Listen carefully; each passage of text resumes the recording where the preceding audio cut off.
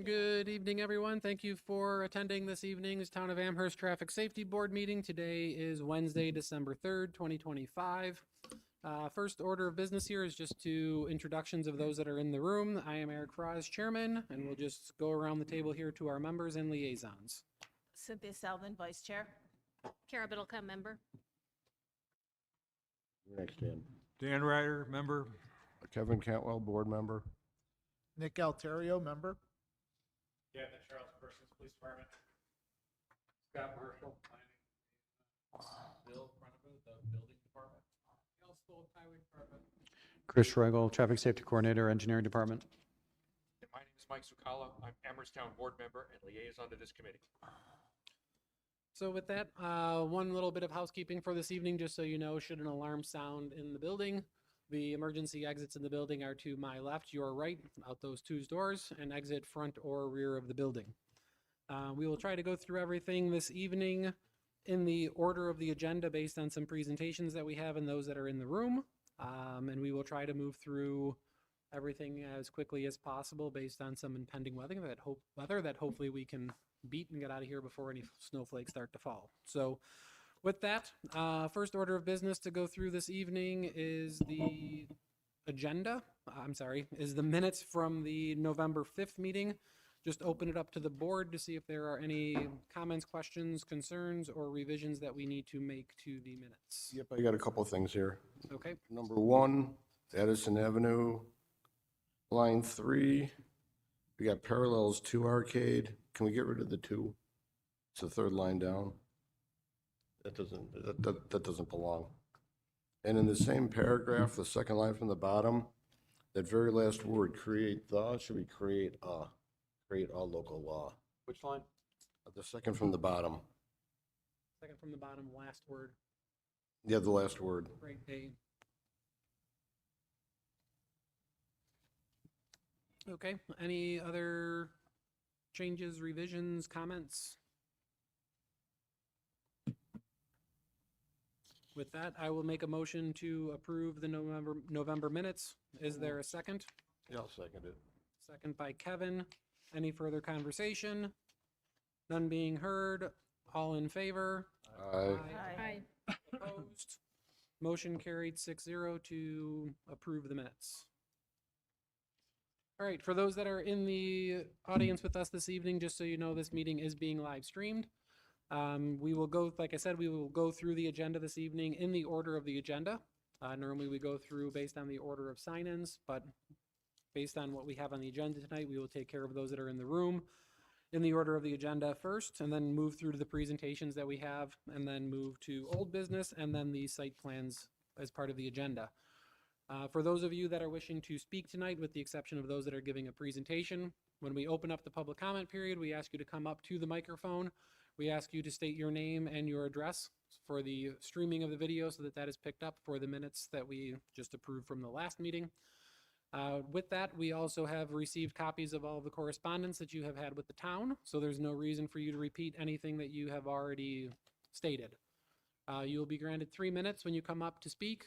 You'll hear a ring of the bell from one of these individuals next to me at about 2.5 minutes. And then at 3 minutes, you will have a double ring of the bell to let you know that your 3 minutes are up, so you get a 2.5 minute warning bell. As I said, no need to repeat yourself. I'm not going to go through the other items that we normally go through at this point. Just so you do know, this is an advisory board to the town board. This is not a lawmaking board.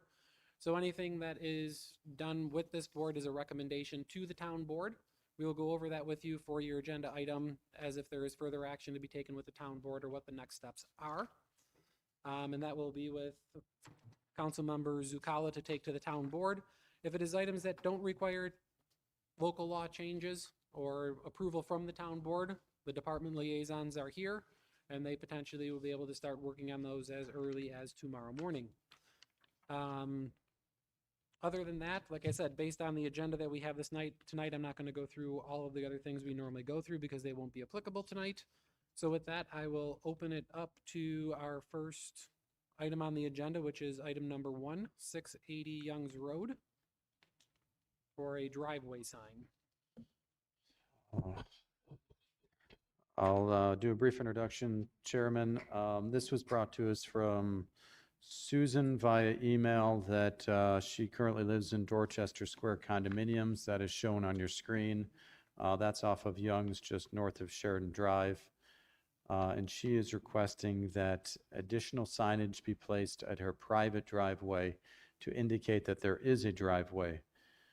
As she is here tonight, should she want to speak on the matter, but she is concerned with, being hit she's heard brakes squeal behind her. There is no dedicated turn lane into that development, so she is looking for signage. Okay. With that, we will open it up to Susan, if she'd like to speak on the item. Would you like to speak? Okay.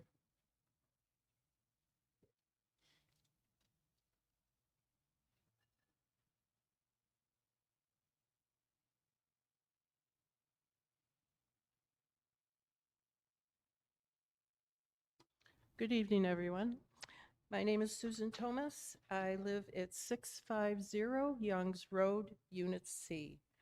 I just noticed that the agenda is listing it at 680 Youngs Road. I don't know what the definite address is for that whole complex, so I don't know if that's correct or not. I presently live in this condominium. I just moved in June. And I love the area. I'm getting used to it. It's completely different than what I'm used to. The first thing I noticed was there are no markings for our driveway when you're coming from Sheridan Drive. Actually, from either direction, but Sheridan Drive, to me, is dangerous. You're coming off of Sheridan Drive or coming down Youngs Road from Main Street, and it does narrow down into one lane just before our driveway. There is no signage telling anybody that there's a driveway there. During the daylight, it's extremely hard to see that driveway. There's no warning that it's there. I'm surprised I have not been rear-ended yet. People are constantly beeping at cars trying to turn into that unit. And there is a ditch on the right-hand side of that. Either they're going to hit someone or they're going to pull out and go into the ditch. That's all I'm asking for is signage to alert people that there is a driveway there. That's it. Okay. Thank you. Is there anyone else that would like to speak on this item this evening? None being heard or seen, we'll close the public comment and open it up to the board for discussion.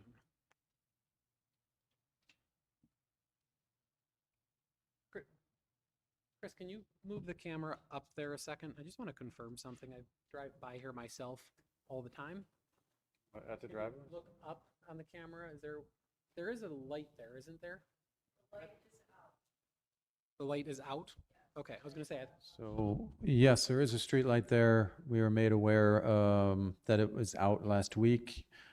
We tried to fix it today. We'll probably get it fixed by the end of the week. You're welcome. and Chris, I know there was a message that went through on this regarding, there is a sign there, the brick sign for the Dorchester Square. for Dorchester Square, but it is a private driveway. It's not a street, correct? Correct. It's not visible coming the other way. What's that? That's not visible coming the other way, though. Correct, but it's a driveway. It's not a street, right? So we just have to keep that into consideration as we are, for any signage that would go there, we'd be signing a street. We would not be signing a driveway. We'd be signing a driveway, not a street. So there is signage for hidden driveway. No, there's not. There isn't anymore? Nope. No, it's no longer in the manual of uniform traffic control devices. That is no longer a sign option. Just as a reminder, a hidden driveway issue did come before this board on Park Club Lane. Yes. Because there was no hidden driveway sign, you opted for a hill blocks view driveway, kind of a workaround, because there was a hill in this instance. And it was a vertical curve that helped obstruct the sight distance, where then you saw a need for signage. In this specific location tonight, I don't see any sight distance issues. It's fairly straight. Sure, there's some shrubbery on the west side, potentially obstructing, like Member Nick said, the actual sign going in the southbound direction. But if you're at the driveway looking north or south, I don't believe there's any sight distance issues. But the other way there is, for the traveling, going up and down Young's, you can't see the driveway. You need a microphone. I care about the traffic on Young's. They can't see the driveway. It's the same thing as we had over at Park Club Lane. Hill there, this is flat ground, but you got overgrowth here. It's a mess. Need some kind of a sign. Whatever's legal. So Al, can you speak about signage for private drives? It's a private driveway, it's not our responsibility to put signage up as well. So it's the highway's position that they don't install street signs for private developments. They don't do that anywhere in town. But if the condominium association wanted to post their own sign in the right of way, would they be able to? You have to what? They'd have to get a permit now, put up a sign, but they could do it. So Chris,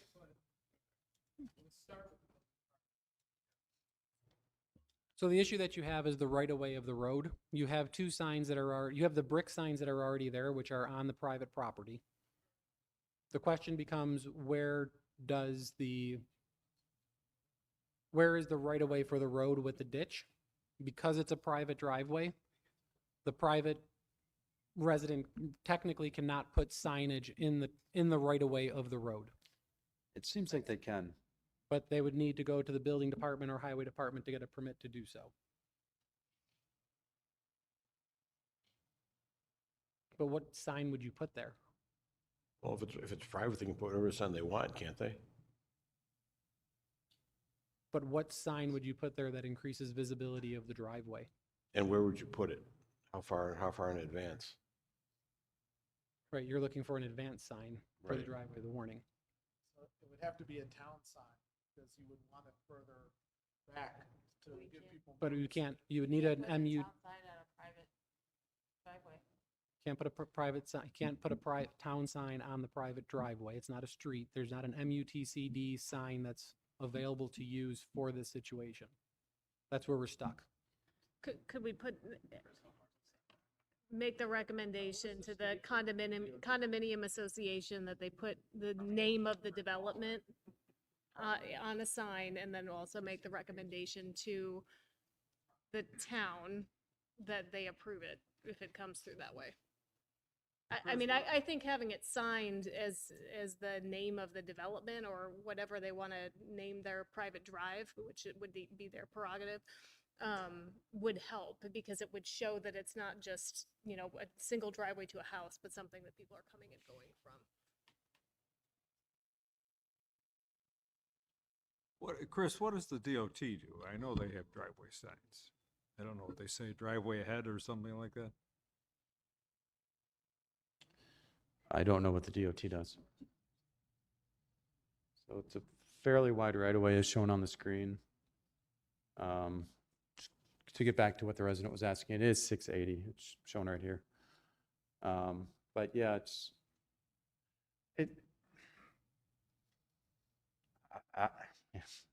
I would think if you got the highway superintendent's okay, you could put up a street sign similar to what we put up that just says Dorchester Square. I mean, that's something we'd have to ask the highway superintendent with, but it would be consistent with our signage, to Nick's point. But it wouldn't be put up by the town, but it would, it's not the most prettiest thing, Susan, but it's, a unistrut type post with a metal panel, similar to street signs that would just say Dorchester Square. But it would be in a private road.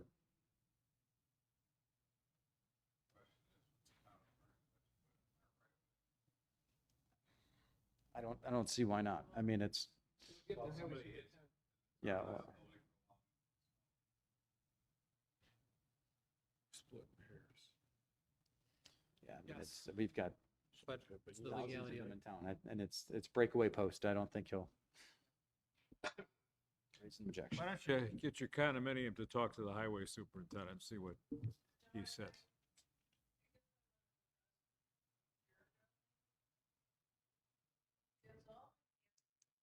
We can't, the microphone is not gonna pick you up back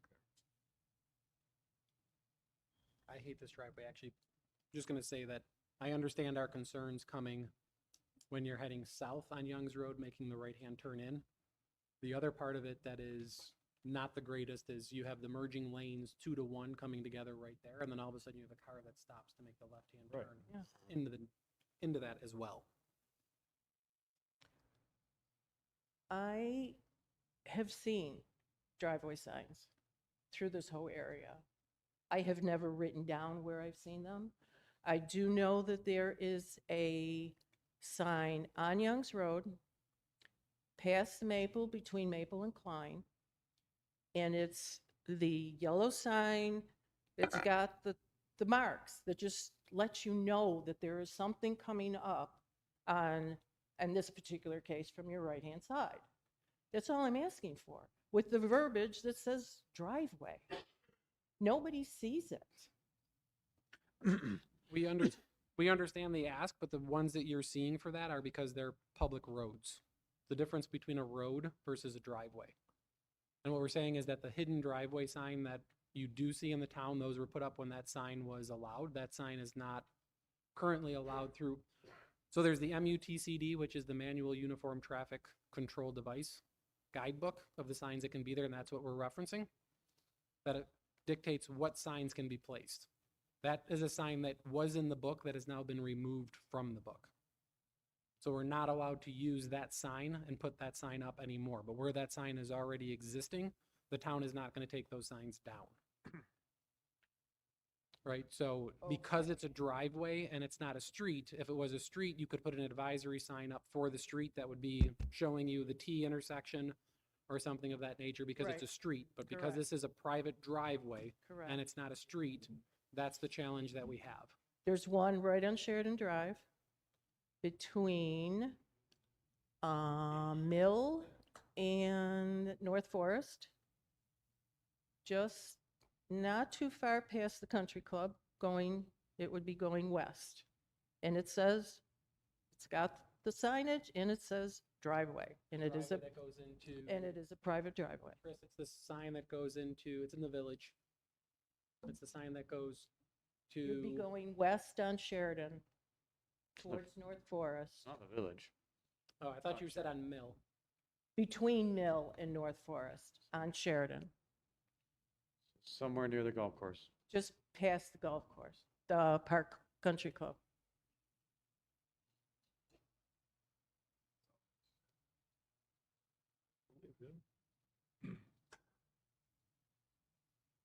Oh, of course. It it's not. might be a little past that.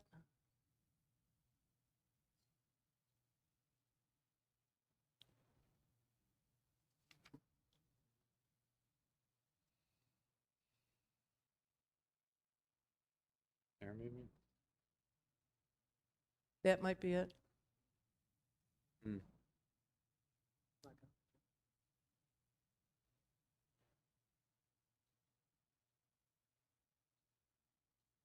There it is. Amazing.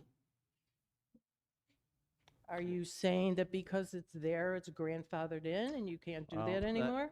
That is a state, Sheridan Drive's a state highway, and they're normally up on their signage. So I would admittedly have to say I'd have to look into that and see how they did that. That sign is in the book, okay? But like the chairman said, that is supposed to indicate a road, not so much a driveway. In fact, I went through the whole book and searched for the word driveway, Mhm. and that did not, a subpanel's not even an option. Al, do you know of any other situations? So I'm gonna have to get back to you, but again, even if this were in the book, they would have some sort of specification that said you need to have limited sight distance to place a sign that's a warning sign. And I would really question on if you do have limited sight distance. I think when you're at that approaching from the north and from the south, you can see your driveway. And when you're exiting out of that driveway and you're at the appropriate spot and you look right and left, you can clearly see. I think what the chairman just said is you don't have a left turning lane and you don't feel comfortable stopping after traffic merges into a single lane and now traffic's coming off of Sheridan at high speeds, you're not feeling comfortable turning into your driveway. So if there was a dedicated left turn lane into that development, that would be a lot safer than a sign, in my opinion. If we can do that, that would be helpful. I Um, just thought a sign would be a lot cheaper. Sounds like we missed it when they put the condominiums in. We should ask them to widen the road. And put a dedicated left turn lane. Oh, that one? I'm sorry, I didn't look. I mean, you have a wide road there. Yeah, plus I don't see any limited sight distance either.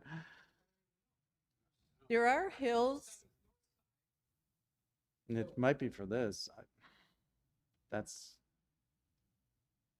Could I ask, have any of you scoped it out, driven down it to see what it looks like and what it feels like? Yeah, I live in that area myself, so it's an area where I drive quite frequently. Mhm. I don't turn into that driveway, but I quite frequently. I've never had an issue with a car making a right-hand turn I can't find into it that anymore. driveway because the Correct. shoulder, Coming out, correct. because the There's no shoulder, issue. the car that's heading southbound making a right-hand turn into that driveway, it's not an issue because normally the car that's making that right-hand turn and is pulling over into the shoulder as it's making the turn, and you're aware of what they're doing. I would say it's the cars that are heading north Correct. and the car that suddenly comes to a stop to make a left that you're not anticipating or expecting as the cars just Yes. came through a merge and then all of a sudden the car stops. And I would also most of the time say that the person that's making the turn isn't putting on their turn signal, which is part of the problem as well, but that's a whole No, nother I issue. always I'm have not my saying it's eye. you, I'm just saying that that tends to be a, And I'm thinking the people behind me thinking that I didn't turn it off coming off of Sheridan because it's a pretty quick turn. so I think at this point, we just probably, Chris can do additional research to see how that driveway sign is applicable and posted on Sheridan Drive. But again, there's going to be requirements for sight distance for that. And you're a flat road that really is not a sight distance issue. that driveway is actually pretty wide. It's huge. Well, it's not so much the sight distance, it's the, The visibility. foliage blocking coming southbound is potentially an issue. No, I wouldn't say that. No, No. it's not. Coming southbound down Youngs, you have a long enough path to make people aware you're going to make a right-hand turn. Coming from Sheridan going north on Youngs, it's a pretty fast distance to make a left-hand turn. Right, because everybody is accelerating from leaving the signal, accelerating to And merge, to then the come merge, together. Correct. I mean, the solution for it would be, Chris, if you zoom down, you see the road does have like a center merge, center lane there that's forming because of the turning lane. But if that would be possible to extend down, Yeah. You make it a center left turn lane. make it a center and left then- turn lane to and the then- driveway. Then have it go into two-lane section. How much road width, how much width do we have there? What's the question? How much width of road do we have there, Um, which would be a repainting to go to the highway, but that would also be the next time the town repaints it. It was Yeah. just repainted not long ago. You've got 44 feet, so you could do you could do 12, 12, 12. Still have somewhat of a shoulder. 5, 12, 12, 12, 5. Okay, so Chris, There is a generous shoulder there. Yeah.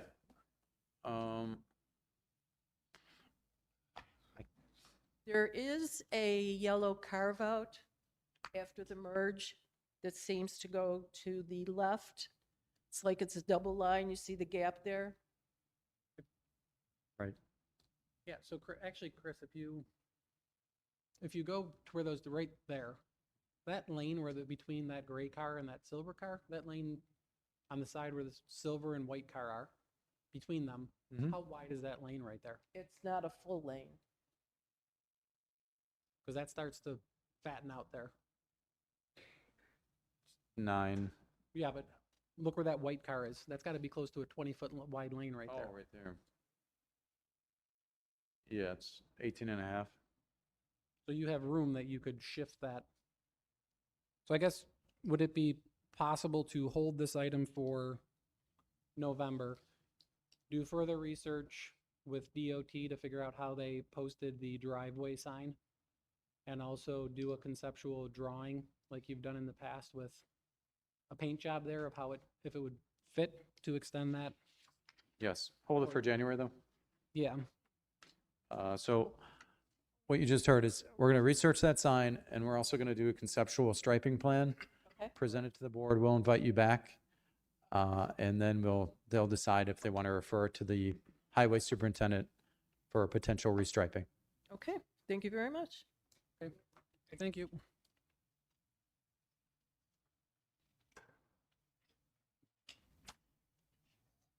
Okay, with that, we will close item number 1 for today, and we'll move to item 2 regarding e-bikes and e-scooters. And Chris, is this you or is this Captain Pearson's? So Captain Persons. All right, so recently we've been getting a lot of inquiries about e-scooters and e-bikes, and I just think it's time that maybe the safety board and the town board address it and make a determination on whether or not we want to change or modify state laws, or if we want to, just continue the way it is and possibly add some signage to the bike paths. So just to go through a few things of note, like I said, New York State does regulate where and what types of e-scooters and e-bikes are allowed in New York State through the New York State Vehicle and Traffic Law. They identified 3 types of e-bikes, class 1, 2, and 3.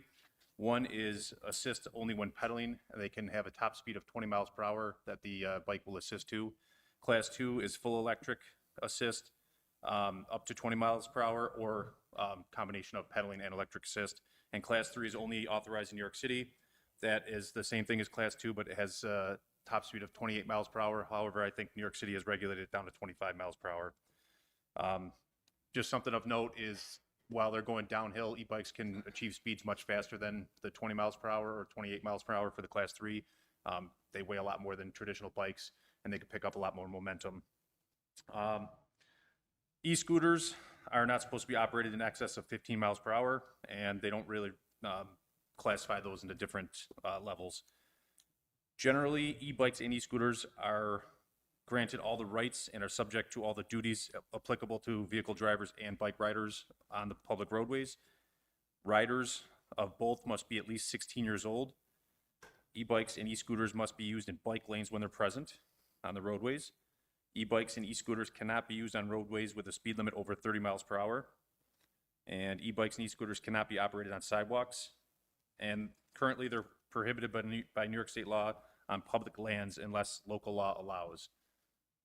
So New York State law does allow for local municipalities to adopt local ordinances to regulate e-bikes and e-scooters to further restrict use or promote more use. And that's under Vehicle and Traffic Law 1242-3A and 1282-8B. Local ordinances may further regulate the time they're used, places where they may be used, including sidewalks, bike paths, or other public lands, the speed they can travel at, or what roadways they're allowed on. Further regulations on helmets, regulate the wearing of reflective clothing, prohibit the use entirely of e-bikes and e-scooters in specified areas, or prohibit them entirely throughout the entire municipality, provided that adequate signage is visibly posted outside the boundaries of such prohibited areas. Currently, the town does not have any ordinance or legislation in place that regulates e-bikes or e-scooters, and because New York State law prohibits them on public lands, they are not allowed to be ridden on the bike paths within the town of Amherst currently. My recommendations would be not to modify the state laws. I think e-bikes and e-scooters being much heavier than traditional bikes have potential, and they have potential to travel at higher speeds, create a higher risk of injury to the riders and those around them. And I just think it creates a dangerous situation on bike paths. I would say treat the e-bikes and e-scooters the same as other motorized vehicles with respect to the bike paths and keep them prohibited. I would say not to pass any ordinance allowing them on the bike paths, and not to change the laws as far as sidewalks or other restrictions go. I do think signage should be added to the bike paths, just clarifying to people, because currently it says no ATVs, snowmobiles, or other motorized vehicles. I think maybe add signage that says no e-bikes or e-scooters allowed as well. And if you choose to make a recommendation to the town board to allow e-bikes and e-scooters on the bike paths, I would just say that you would need to recommend that they pass a local ordinance allowing the e-bikes and e-scooters, and then I think possibly some, signage to educate people. There is a speed limit currently 15 miles per hour on the bike path, but I think signage saying that they are indicated there or they are allowed there would be in order if you wanted them to be on the bike paths. And that's the highlights. So Captain, is there, You start out saying that you can use an e-bike on the bike path? Currently, you cannot. You It's cannot. a public land, and New York State law says you cannot use e-bikes and e-scooters on public lands unless it's other than highways, unless it's specifically allowed by local ordinance. so you're recommending that we continue to follow that? Correct. Do we have a current issue that you're aware of e-bikes being used on the bike paths?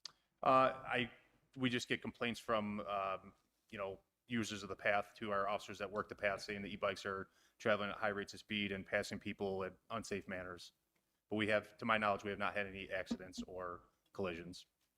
I was just more asking if the problem is in the parks in general of people using the e-bikes and e-scooters, or if it's specific to the bike paths. To my knowledge, we've only gotten complaints about the bike path, the main bike path off North Forest, but I'm sure they're used on each path throughout the town. Well, they're out here in the village on the Lehigh Trail Well, they're in with the bikes. Bassett Park all the time too. So, member Ryder brought up the village.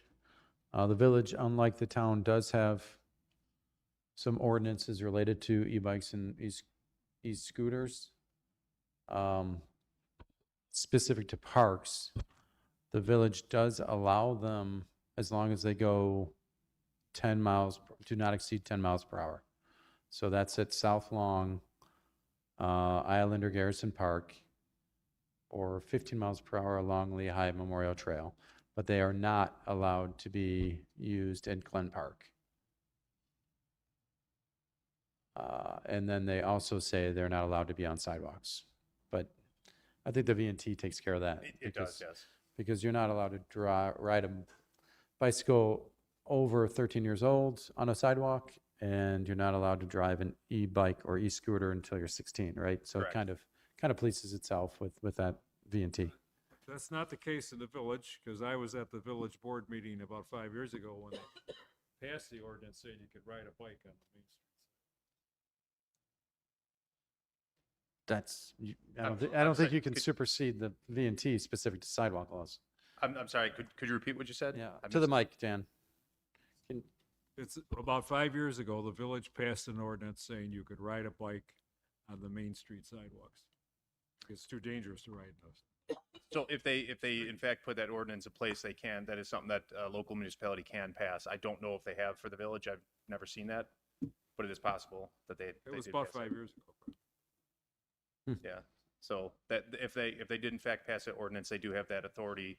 That is one of the things that local municipality can pass, is to Okay. allow them on sidewalks, Talk about a bicycle, so. e-bikes or e-scooters. Well, I'm talking about bicycles. Oh, just traditional bicycles. Right. I would have to look at the V&T to see if that is something that is allowable by the vehicle and traffic law. Specifically, I haven't looked that up, but specifically for e-bikes and e-scooters, there's a carve out in the law that allows local municipalities to make that change. I don't know that it does for regular traditional bicycles. I would have to double check that. I'm assuming that if the village board passed that, then Yeah. there probably is that carve out. They have village attorney too, so Right. I'm sure they looked into it. So, Chris, on that bottom part there, 720. It says vehicle and bicycle, but it says no motor vehicle shall operate in any village park or recreation area. Bicycles shall be operated within the confines of the village park area. It doesn't say an e-bike. It just says a bicycle. Yeah, thanks for clarifying that. No motor vehicle. Yeah. Good catch. So I read that as bicycles can go in the parks other than Glen Park. And then e-bikes and scooters would probably fall under that V&T law that says no public lands. If you want to speak, you have to say. Correct. That's the way I read that.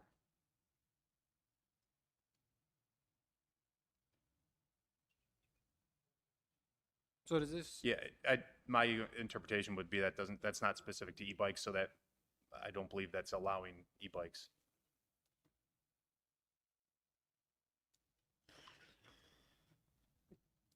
Well, apparently, to hear the captain say, it, we have e-bikes operating right now on public lands, correct? On the Correct. bike paths, and that's prohibited, and people don't know that. Because this is a whole new thing. So I think it's on us to increase the public awareness of what's prohibited and not prohibited. Yeah, I think it's just perhaps a little confusing for some people, just because there is signage prohibiting motorized vehicles, ATVs, and snowmobiles. But there's nothing that says that e-bikes or e-scooters are prohibited. Obviously, when the signage was put there from the past 25 years ago or whatever, Right, it doesn't- e-bikes didn't exist. So if we wanted to update those signs to include e-bikes, would that and e-scooters, We- would that require a change in? It doesn't Local require, law? it doesn't require change in the local law. The town can choose to adopt its own ordinance, but right now it's already illegal to ride on public lands through New York State Vehicle and Traffic Law. So here's the question to the Traffic Safety Board. Do you want a local law that allows e-bikes and e-scooters to travel on public lands, including trailways? That seems to be the first question, and that would be in defiance of state law. Correct. So I But you think have the ability to modify that. So what the police department's looking for is, what is your recommendation? Do you want to keep with the V&T law that prohibits it, or do you want to recommend making your own? Do we need to make a motion So we're I gonna, make a motion that we keep the, that we can comply with the state? we comply with New York State. motion from Cynthia, second from, I'll second it. second from Patricia. Anyone, any further conversation on that? All in favor of the motion? Aye. Aye. Opposed? So 6-0 from this board that we would continue to abide by state law on the restriction. So then question number 2 would be, do we want to ask I'm assuming it's the highway department? Sign shop? Do we want to ask the highway department to redo the signs that are currently posted on the bike paths on the restrictions to add the e-bikes and e-scooter restriction for clarification on those signs? Is there any MUTCD? It's not a roadway, so Okay. it's a park sign that the sign shop from highway can just do. We wouldn't even need town board approval for that. So I'll make the motion that the highway department update the signs on the bike paths where they're currently posted for ATVs and other motor vehicles to add the e-bikes and e-scooters to those signs. I second it. And that's a second from Cynthia. Any further conversation? All in favor? Aye. Opposed? Motion carried 6-0. Chairman, there's also another question. Should they be allowed on public sidewalks?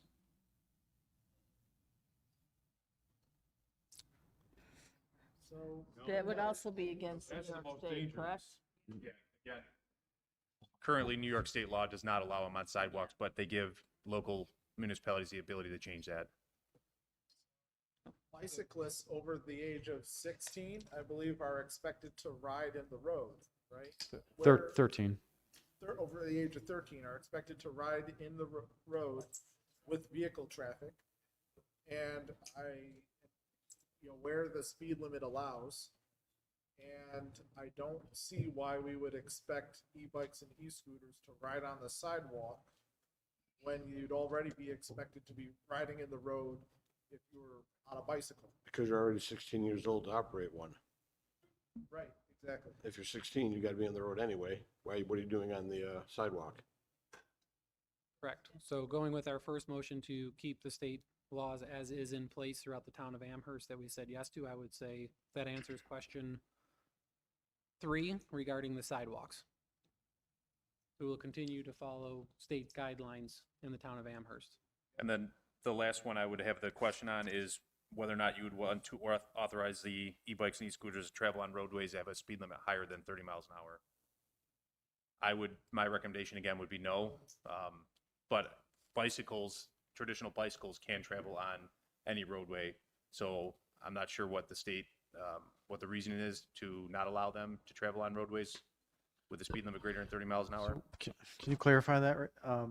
Are you saying that right now an You e-bike? can't ride an e-bike or an e-scooter on a public roadway that has a speed limit higher than 30 miles an hour. Oh, I didn't know that. So technically you can't ride, even though there's technically a bike lane on Young's Road, the speed limit there is 45 miles per hour. Technically, you can't ride an e-bike on Young's Road. Correct. Or like North Tonawanda Creek. You basically are stuck in residential neighborhoods. I think that one's a challenge because the connectivity, a lot of people would be using an electric bike, excuse me, to get to work, for example, or run errands, and it may be hard to avoid crossing a road even, or being partly on a road that, with a speed limit over 30. Particularly if there's nowhere else for those bikes to go, like a bike path. Yeah, I think if a bicycle can go there on the road, then an e-bike ought to be able to go there on the road. Well, what about mopeds? Are mopeds allowed in those bike lanes? Well, that's a different class of device. We're talking about Well- e-bikes and e-scooters. But Captain, again, am I correct in saying that is New York state law, correct? Correct. So we would be going against New York state law if we did that. Yes, but I mean, the which state we does allow you allow that that. ability to do We're that. not going against the law, we're just we're writing our we own. are Yeah, no, I empowered get to that. adopt our own ordinance, and I think that's a reasonable ordinance to adopt. I think it's really just a matter of, what you determine is the main purpose of the e-bikes and e-scooters. If it's people's primary mode of transportation, then you might want to allow it on roadways that, are in excess of 30 miles per hour. If we cap it at 45. Yeah, and you could say they're allowed at, on roadways, up to 40 or 45 miles per hour. You don't have to allow on every street in the town. You can be specific as to what streets they're allowed on or what speed limits. So that way maybe they're not on Millersport in the section where it's 55 miles per hour. Perhaps you didn't want that, but it's really up to your determination to figure out where you think it's safe and reasonable for people. What's the speed limit on Kensington Avenue? 35, because I saw one today on Kensington Avenue. So technically that'd be legal. Hmm. So if a speed limit is posted at 45 miles per hour, and you're, County. so if the speed limit is posted at 45 miles per hour and you're going more than 20 miles per hour under the speed limit, you should technically have your hazard lights on, correct? I'm not sure exactly where it says that in the vehicle and traffic law. That might be in the vehicle and traffic law. I don't know what section that would be though. I don't know either. I thought that was maybe that's just something I've heard. and Well, always- that might always be, thought. that could be a AAA recommendation or something like that. I'm not Right. 100% No, because sure. I'm just thinking that if you have a 45 mile per hour speed limit and an e-bike isn't supposed to go faster than 20, you are potentially on that road going at a hazardously slow speed, Right. going 20 miles an hour on a road that's posted 45. Not supposed to be on it. because you That can't would go be on the road same higher case than- for someone on a bicycle though, and they are well within their legal right to be on a that bicycle road. on that road. So Correct. I think, to allow a bicycle and not to allow an e-bike is, a little silly, right? It's not consistent. in the law. Correct. So I think we ought to allow both and we'll have to go at the appropriate speed. But what is the appropriate speed? Is there a minimum speed that's inappropriate? I think so, what Eric's leading to. So we basically just say that any road you can ride a bicycle, any public roadway in the town of Amherst where you can ride a bicycle, you can ride an e-bike. Keyword being roadway, because Right, then we get into the whole park Not- issue. Not on highways. Public roadway. Doing express. Right. So it, I would make a motion that we refer to the town board to adopt an ordinance allowing e-bikes and e-scooters where bicycles can, below 45 miles an hour.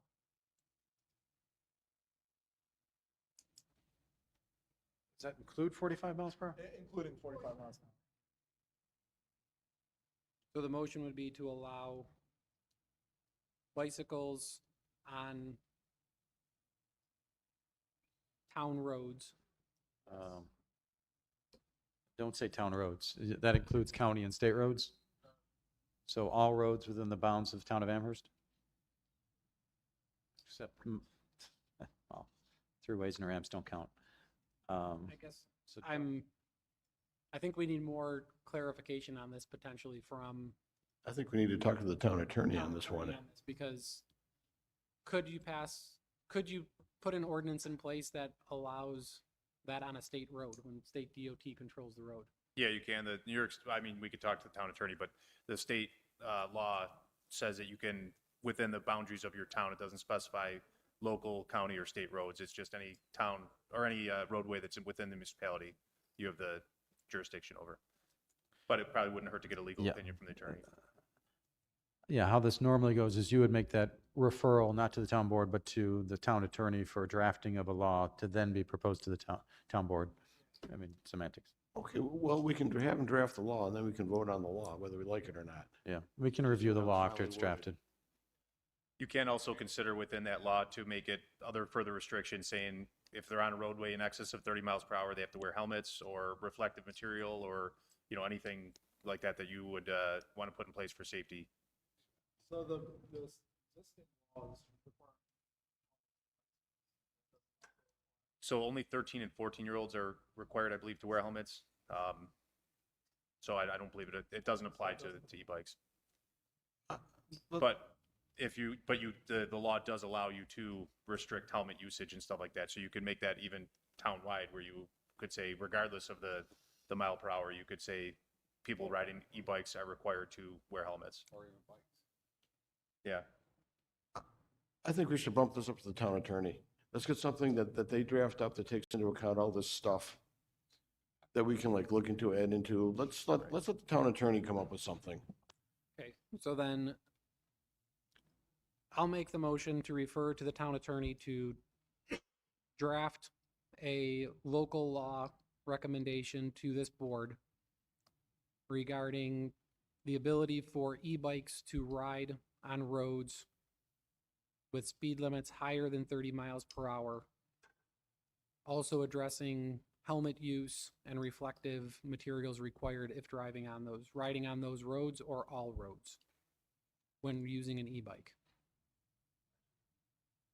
So is there a second? Yeah, I'll second that. Second from Nick. And we'll also maybe add a little clause in that says, and anything else that the attorney thinks of that we're missing? Because they're going to go through the laws, they're going to find details and stuff.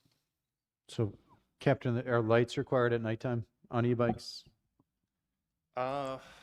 Yes, if the same, well, I don't know if lights are, reflectors are. Whatever's required of normal bicycles are required of e-bikes and e-scooters.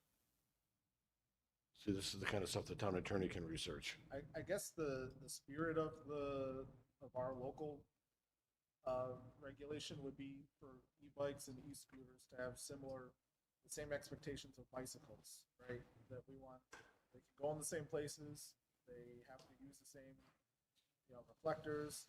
Perhaps also that there's the additional requirement that you have to use a helmet because they can go faster. Yes, but we just need to specify in there that we want bicycles to be able to, We want e-bikes to be able to be used on the same public roadways as a bicycle. Because a bicycle could be used on a bike path. We don't want the e-bike on the bike path. Right, Right, so right, this would just be exactly, for- yes, yeah, Just for roadways, exactly.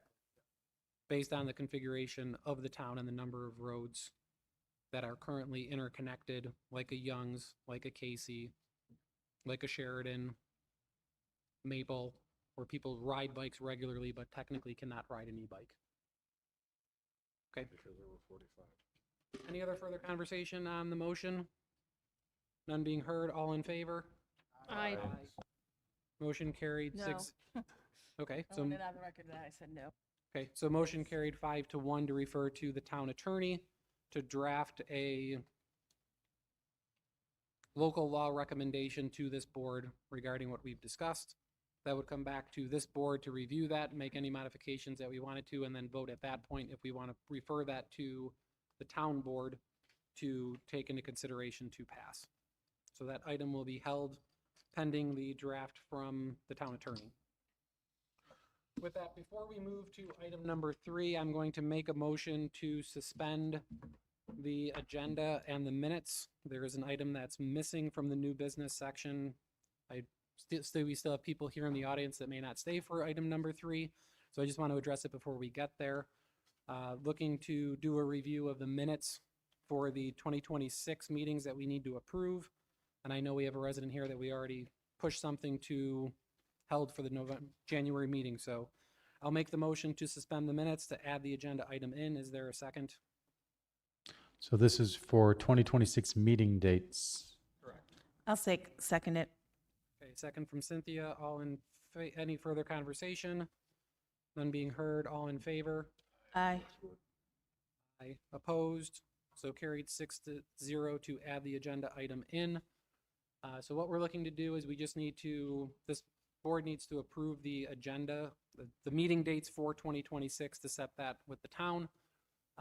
These are the dates that are currently being proposed because of the way the holiday, normally it is the first Wednesday of the month that we host the meeting.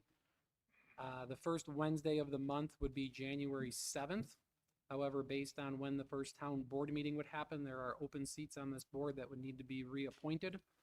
That will not allow enough time for the agenda to be set with those appointments, so that's the recommendation to push that to the 14th, to the second week. April, we would be looking to move to April 15th instead of April 1st. April 1st is a I don't know. religious holiday, I believe, correct? I don't recall exactly, but it's most likely due to a religious holiday conflict. Thank you.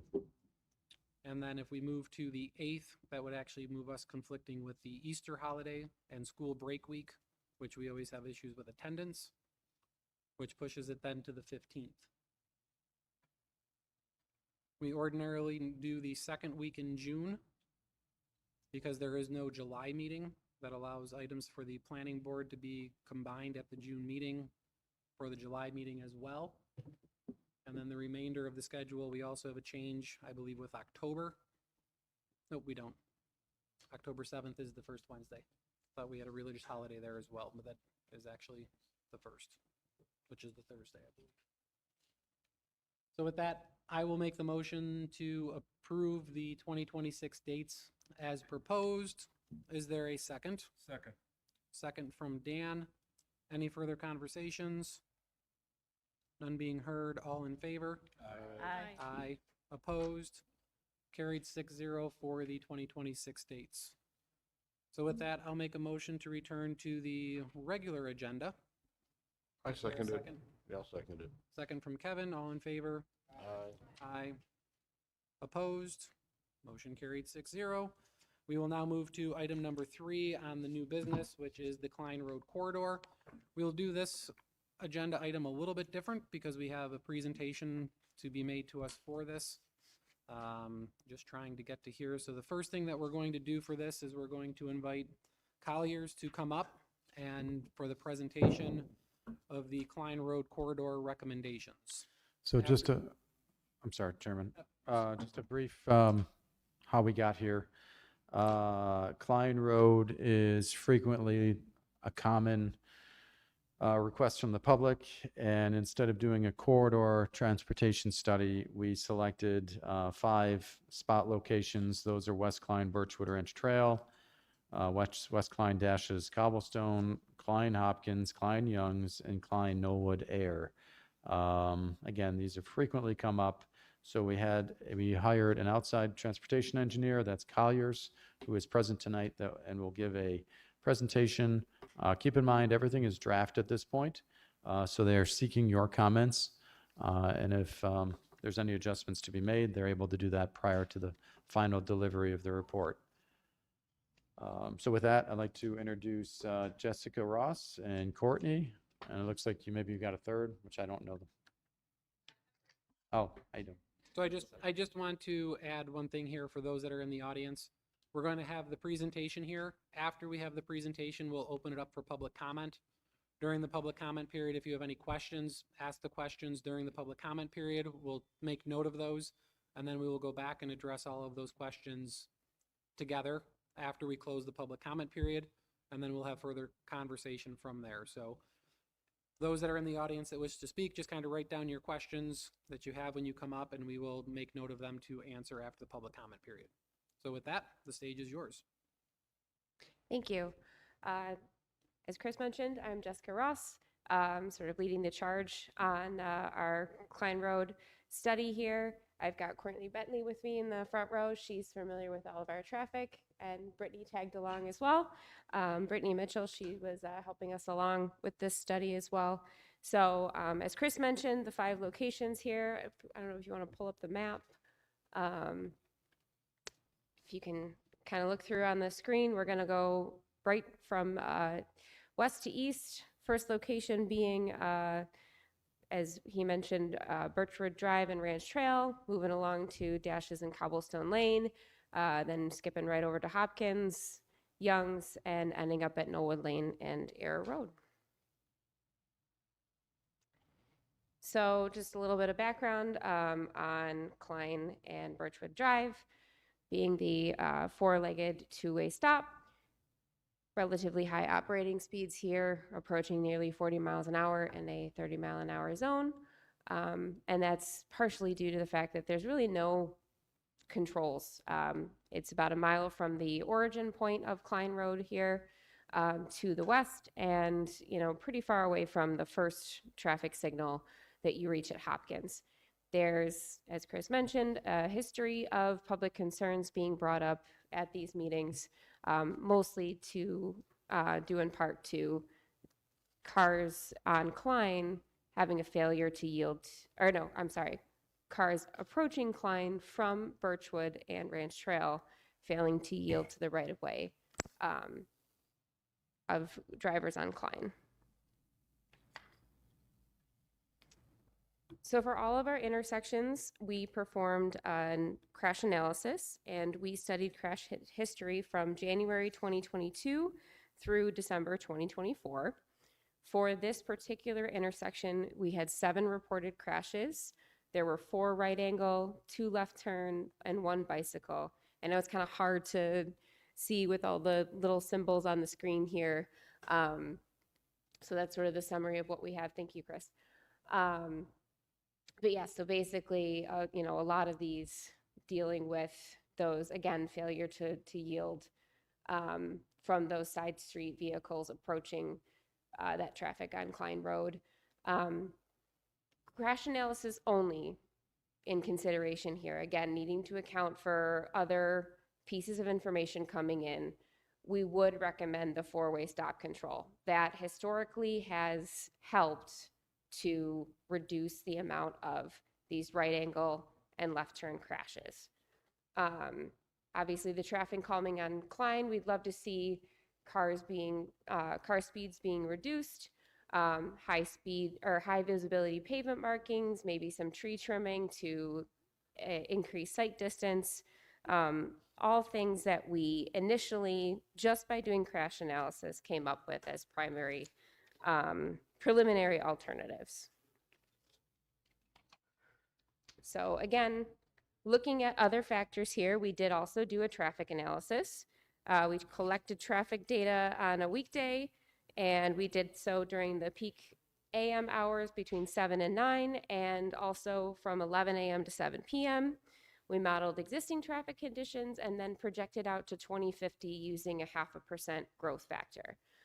We modeled a existing condition, we modeled that no build condition in 2050, and then we modeled a build condition which we decided would be a four-way stop control.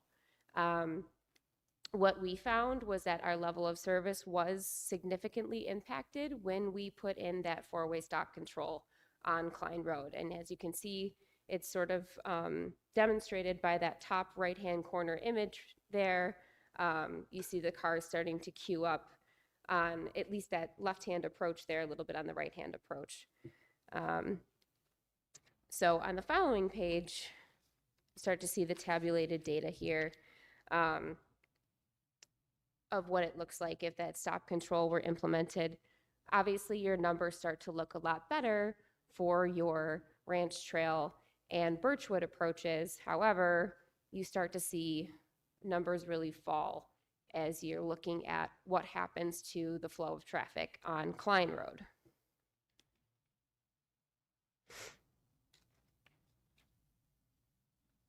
Next, we did a all-way stop control warrant analysis in accordance with the new MUTCD.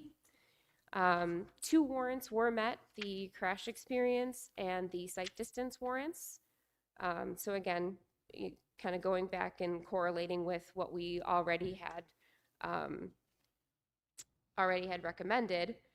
Again, with warrant analyses, even though some warrants are met, it doesn't necessarily mean that we want to recommend implementing these countermeasures. It also goes hand in hand with engineering judgment. So one of the things we really looked into was this crash history. Focusing on that, while an all-way stop control has been an alternative that's proven to reduce the left turn and the right angle crashes, when implemented at an intersection where your traffic volumes are so imbalanced. So Klein Road has about 4 times as much traffic, more than 4 times as much traffic as the next busiest leg of that intersection. You start to see more rear end collisions introduced at the busier approaches. So you're taking away one type of crash and introducing another by introducing this safety countermeasure. So you have to sort of weigh, okay, I'm solving one problem, but I'm sort of creating another in another sense. So in conclusion, at this point, we're still recommending to retain the 2-way stop control. Retain the flow of traffic on Klein Road, prevent the sudden stops on Klein, the chances for the rear end incidents. We would recommend there being one bicycle related incident in our crash analysis, potentially implementing low-cost bicycle or pedestrian markings, striped crosswalks, bike markings, potentially doing some tree trimmings or tree removals close to that intersection, because there were comments of sight distance issues there, so maybe that would help in terms of vehicles approaching on Ranch Trail or Birchwood. But in terms of overall level of service, and again, weighing the odds with safety, we would recommend retaining that 2-way stop there. So moving on to the next intersection. West Klein Road at Dashes and Cobblestone Lane. This one is another unsignalized and actually completely uncontrolled intersection. And again, brought to everyone's attention due to concerns from Dashes Market and residents from Cobblestone Lane. Obviously, lots of congestion happening, particularly in the afternoon and evening hours between Hopkins and this intersection. And then again, noticing that those higher operating speeds are occurring as you approach Hopkins. So in response to that, we decided to study the same characteristics here. So we've got a crash analysis. Here we collected 3 reported crashes, so not a ton of data to go off of. 1 left turn, 1 rear end, 1 right angle. So we said, all right, let's run through a traffic signal warrant analysis here. So same thing, we collected the same time frames of data, 7 to 9 a.m. in the morning and 11 a.m. to 7 p.m. at night. Same time frames were modeled, existing conditions, future no build conditions, and a future build condition, which was potentially putting in a traffic signal at this intersection. Overall, when we took a look at how the entire intersection performed, there wasn't a major difference in level of service between whether we put a signal in or whether we didn't. But if you look closely at the table, I will say that there are differences between the build and the no build when it comes to the Dashes Market and Cobblestone Lane approaches. And again, like on the flip side of that, when we took a look at congestion on Klein Road, there really wasn't a ton of improvement to that issue. So yes, seeing improvement at the minor approaches, but overall, not a ton of improvement at the intersection for the amount of investment that would have to go in to build a traffic signal.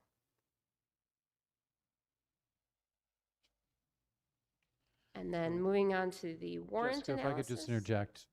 So I know level of service and traffic capacity analysis is somewhat new to some of the members. So what this is showing is if you did not build a signal in the year 2050, background situation, Dashes Market and the PM peak, if you're coming out of Dashes, you're expected to wait as a vehicle, as a driver, 20.9 seconds.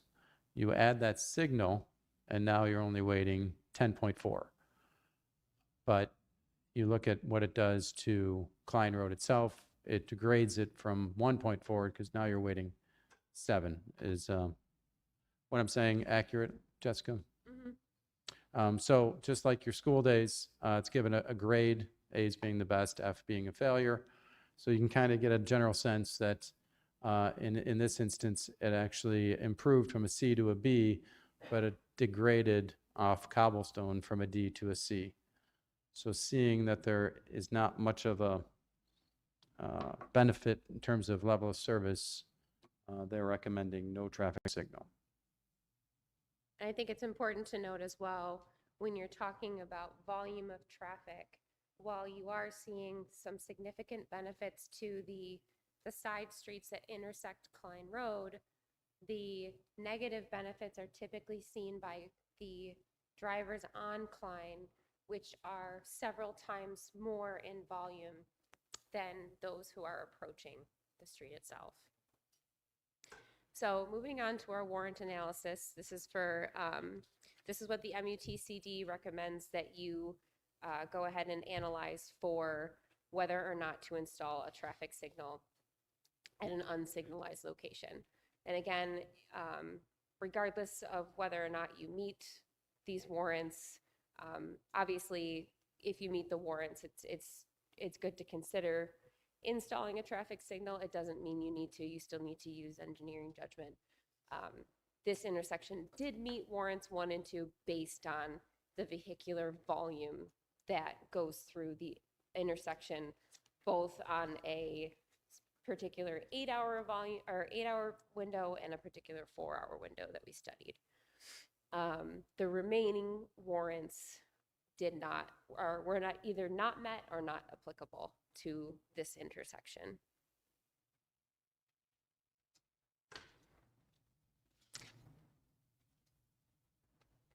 So our recommendation here, again, just given the that there wasn't a ton of improvement for the amount of investment that it would take to install a traffic signal at this location.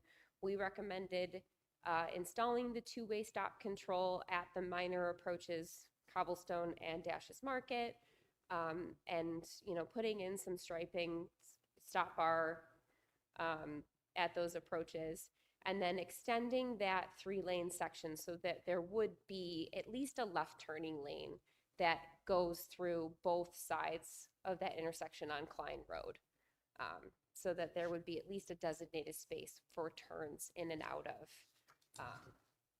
Dashes and Cobblestone.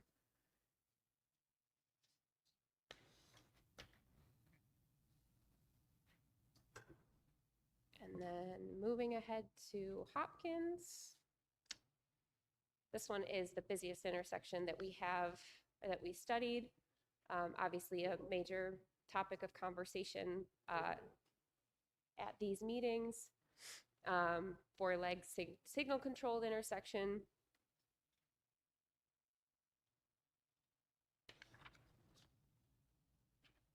Our crash analysis gave us 18 different crashes, 8 rear ends, 5 right angle crashes, 2 of them were fixed object crashes, 1 right turn, 1 overtaking, 1 side swipe. The highest number of crashes was the rear end crashes. We saw a cluster of 6 of those rear end crashes coming along Klein Road. Again, you see those high speeds coming as you approach the intersection.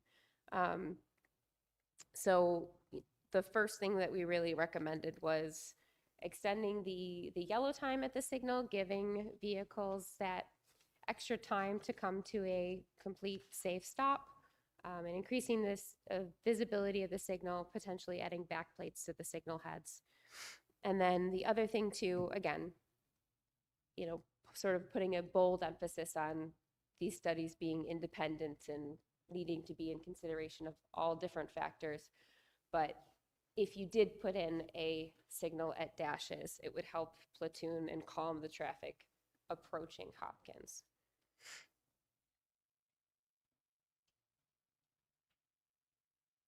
So we also analyzed traffic here as well. You know, this being a major intersection, lots of volume, already pretty much at maximum capacity, you know, and having been timed pretty well, there's not a ton that we can do in terms of improvement, but we have a couple of minor recommendations here. So we did say that we could improve level of service and capacity a bit by adjusting signal timing and the lengths of the approach lanes. And then again, just looking at our letter grade level of service analysis, not too much to report here in terms of changes. Again, if we wanted to look at putting in something at Dashes, it would be coordinated with Hopkins. That was why we had the coordinated signal in there, so that traffic would sort of platoon and be a little bit more organized. When we did do the analysis of the 2 intersections together, again, there really wasn't a ton of benefit that we realized by installing a second or that new signal at the Dashes Market. So again, even with or without, minor improvements to level of service here at Hopkins.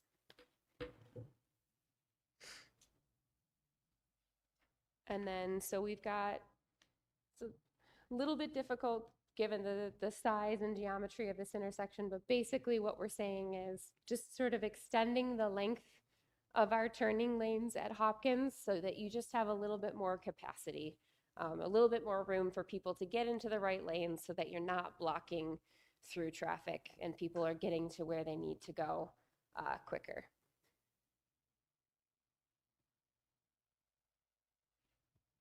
And then I think the next couple of slides here are just sort of a couple more visuals. We can shoot back to these later on as well if we want to discuss them further of our proposed alternatives. Dashes and Hopkins together, and another close-up of client at Hopkins.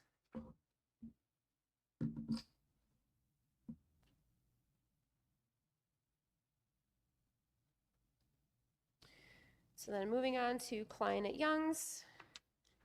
It's another signalized intersection where you've got 2-lane highways that widen out to multiple lanes as you approach the intersection. This includes left turn lanes in all directions and right turn lanes in the north and south approaches of Young's Road.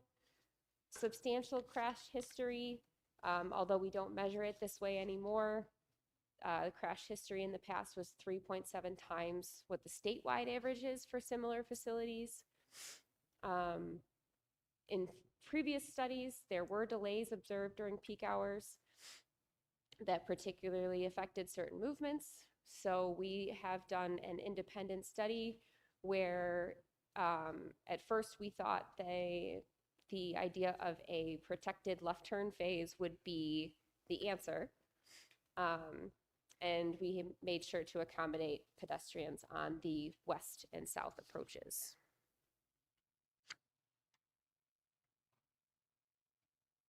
But before we did that, we analyzed crashes.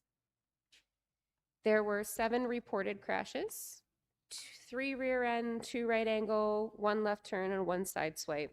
No apparent clusters, nothing that we could really pull out of this data that indicated specific safety deficiencies.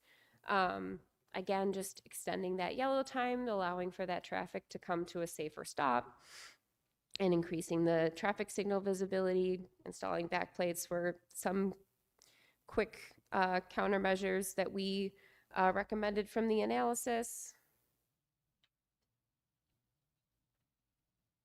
And then in terms of traffic, it was eye-opening for us. You know, again, we assumed that those dedicated left turn phases would solve the problem, but there was little change overall when we compared the existing or the future no build condition to our future build, which was adding those dedicated phases. So you can kind of see what's going on there. Again, you know, you see some of those approaches look a little bit better. Some of them look a little worse. Overall, those letter grades at the bottom, kind of the same between just doing nothing and adding dedicated left turn phases. So those left turn arrows on the signals.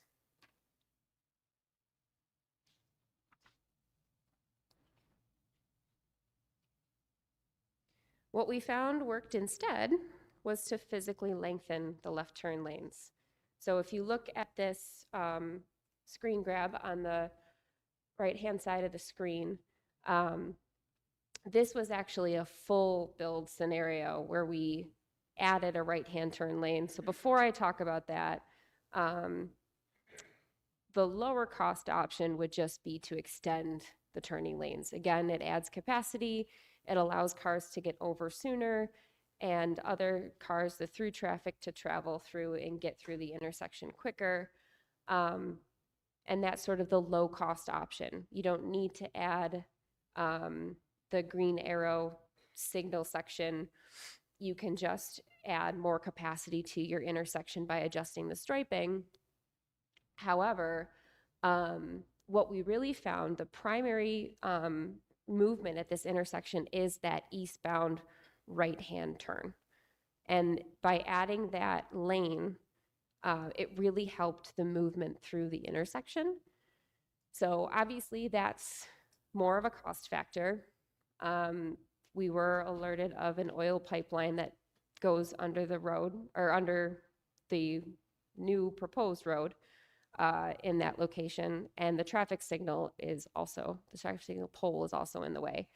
But as something that would be a higher cost option that would really improve capacity at this intersection, that would be our recommendation.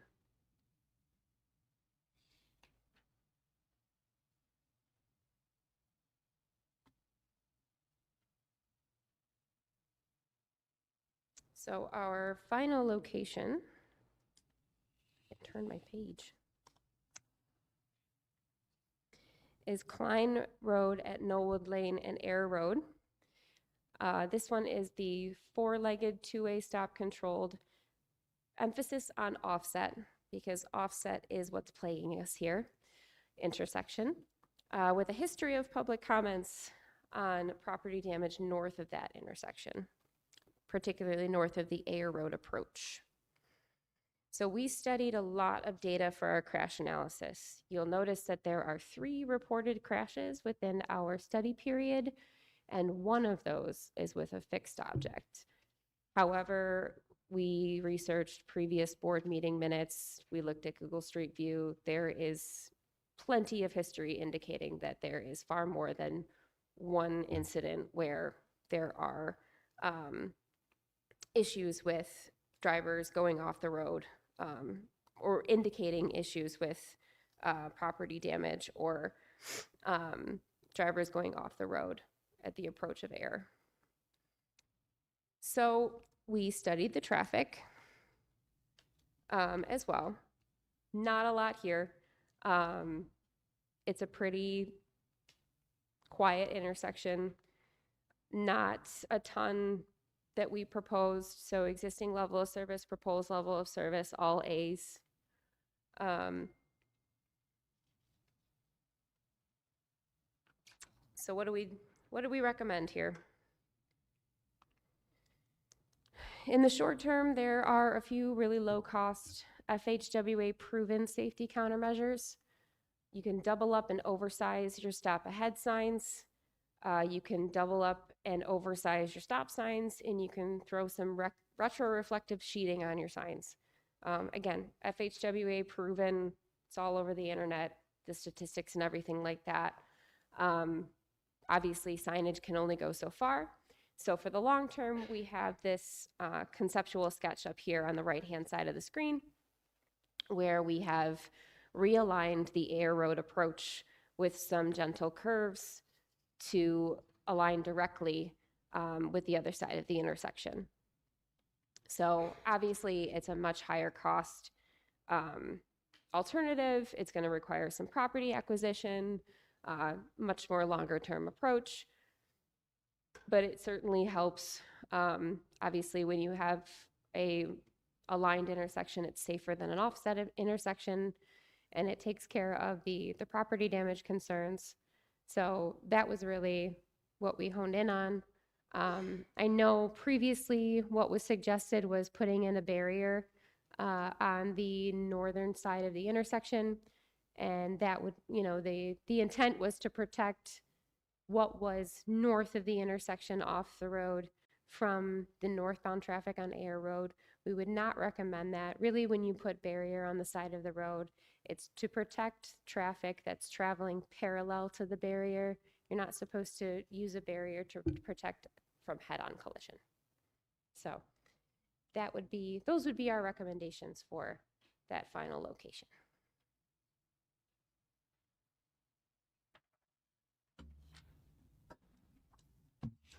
Thank you, Jessica. Thank you. So with that, we will now open it up to public comment.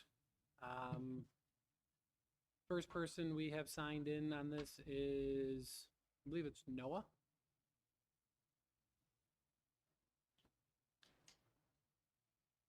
Noah's here to discuss the Knollwood location.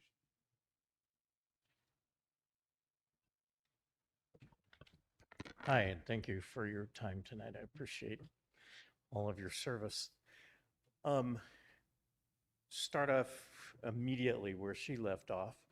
In terms of the guardrails that used to be on Klein Road there, I think perhaps what's not being accounted for, I've lived in that neighborhood for close to 30 years now.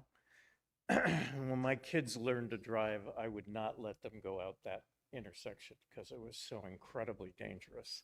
And what I think was not accounted for in the conversation that was just, or the discussion that was just had right at that intersection, is that routinely people going westbound on Klein at the Air Road intersection when a car is stopped there to turn southbound on Air Road.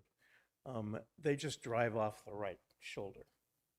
And so there's cars, when you're coming southbound on Knollwood, trying to cross that intersection, you're looking at oncoming cars in the main lane there where you see the dark car and looking across, and then all of a sudden somebody pops out from behind that dark car on the right-hand side and slams into your car.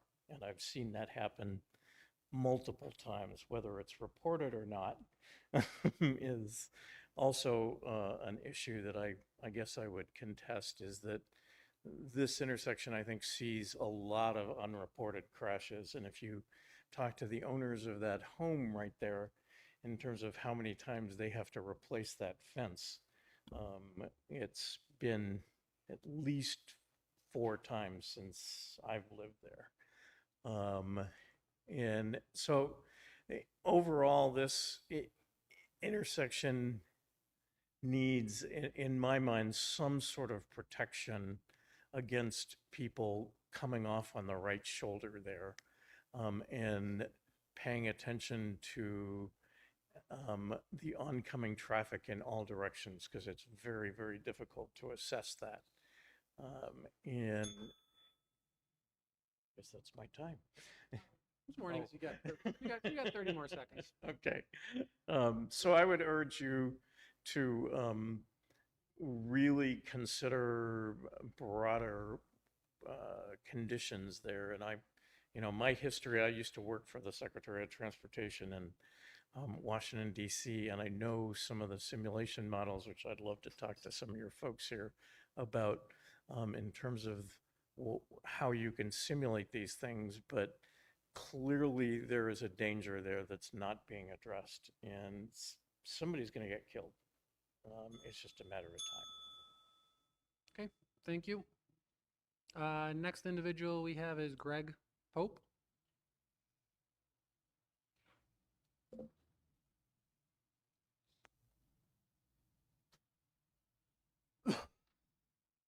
Good evening. My name is Greg Pope. I'm at 215 Briar Hill, also on the board of directors of the Homeowners Association, where those 2 walls are. And there's about 120 families there, and I've lived there for 25 years. And it's gotten increasingly more dangerous. It seems like every morning when I leave our subdivision, I go down Air, I'm taking my life into my hands. And sometimes the cars that are coming down Air that are taking a left-hand turn are doing the same thing, because we're coming out. Nobody knows. It's not your traditional intersection where you have people on the right go first. So nobody knows who's supposed to go. We both end up going.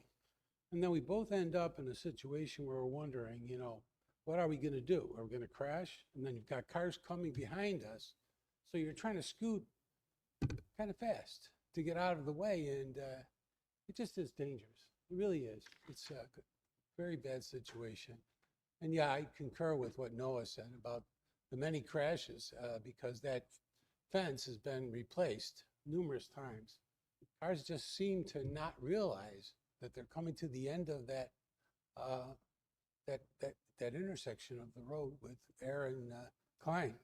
So those homeowners, and also the Woodstream Farm Owners Association, have had costs to correct that. So I think, the best solution is realigning that road to go into that subdivision.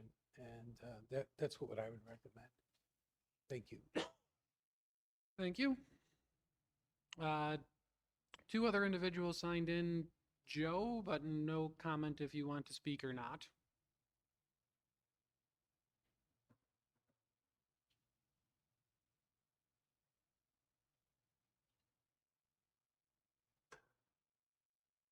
My name's Joseph Dash. I live at 30 Indian Trail Road, own Dash's Market. We've been there at that location for north of 20 years now. And I've seen everything and anything with people trying to pull into the parking lot, leave the parking lot, people crossing Klein Road against traffic without the protection of a signal, people stopping to make a left into the parking lot, heading east to make a left in the parking lot, and someone going around on the right on the shoulder. It's just a real dangerous intersection or exit entrance, whatever you want to call it. I know the study, they did a nice job, by the way, ladies, was done one day, and I don't know if that's enough information to tell you whether we need a signal there or don't need a signal there. But if anybody's tried to get in and out of the plaza at that time of day, they're taking their lives in hand between 3 and 6. There's no sidewalks on that side on the south side of Klein, which I think is another issue. It's tough. There should be a third lane for turning. I think that would help, and definitely a signal would make a big difference. If they're stacked up all the way down Klein, heading east. People are trying to pull in and out. You'll see people, they'll be courteous to let someone in. They're going to pull around them. It's just a litany of problems. Anybody experience it? Yep. It's a tough intersection. Okay, anything else? Thank you. Thank you. And then we also have Mary. Did Mary want to speak or no? Anyone else wishing to speak? I'm sorry, I did not sign in. My name is Neil Weinberg. I'm the owner of Dash's Plaza. I've owned it for over 30 years, and I'm very hands-on and I'm there daily. My office is there and I leave at 5 o'clock. I've personally observed the traffic situation on Klein, and especially the customer traffic of Dash's, especially between the busy hours of 3 and 6. And same thing with the American Academy of Ballet, the Dance Academy for children, between 4 and 7. And the traffic entering and exiting the plaza during those 4 hours is extremely busy. Of course, that's during rush hour. And I'm just very concerned about just the ease of customers coming in and out, and especially the safety factor, especially what I've observed with cars pulling out of the plaza onto Klein. And it's just a major concern of mine, and I respectfully request that the signal be installed there for those reasons. Thank you. Thank you. Just going to get it to sign that if we can. Anyone else in the audience wishing to speak this evening? None being heard. We'll close the public comment. Didn't really see any comments or things that Colliers want to address from any comments that were brought up. Open it back up to you before we open dialogue here with our comments. Okay. Right, so we will go through this from a conversation standpoint. I believe it'd be probably easiest for us as a group here to have conversation at one intersection at a time and then go through. So we'll start in the same order. We'll start with the West Klein at Birchwood Drive Ranch Trail, open it up here to the board for conversation, questions, concerns to bring back to Colliers. I would just say that from this recommendation, I would agree with your recommendation. I'm not quite sure how an all-way stop would work based on what this shows and my history of driving in that particular stretch. I live at one of these intersections, so we'll get to that one when I'm there. So I would agree with the recommendation on this. I'll leave it to the rest of the board for comments. I'll just jump in. I'm not a board member, but I've got a question. You said site distance, warrant B was met. This is a four-legged intersection without any curves leading up to it, to my knowledge. So was that based on trees, foliage? Yeah. So is it safe to say that if we followed your tree trimming recommendation, that sight distance warrant would no longer be met? Correct. I mean, probably be pretty substantial. Okay. There was no mention of this intersection being slightly offset. Did that weigh into any of the engineering judgment used or any of the analysis? It really didn't, because it's not terribly offset.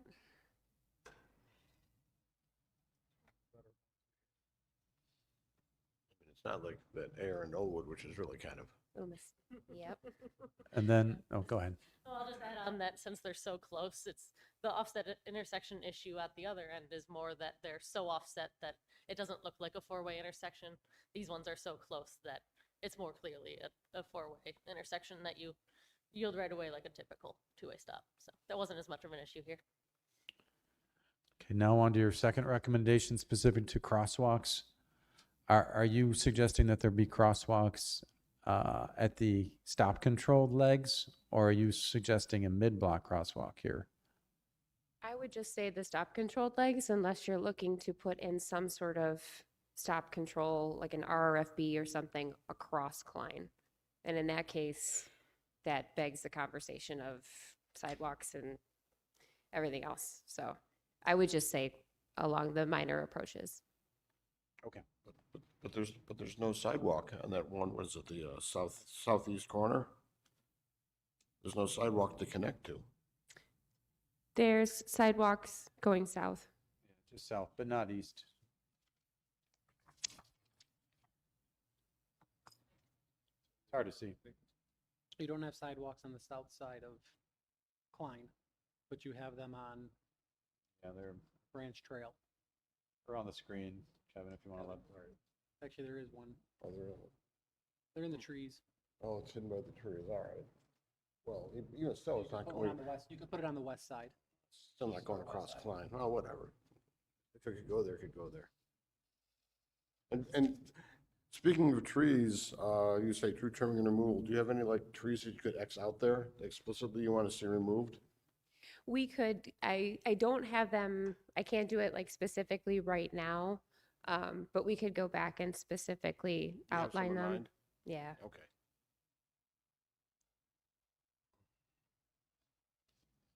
Okay. Any other comments on this intersection? All right, now we'll move up to Dashes Plaza.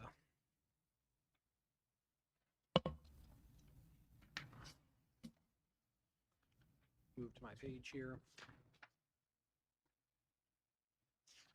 So,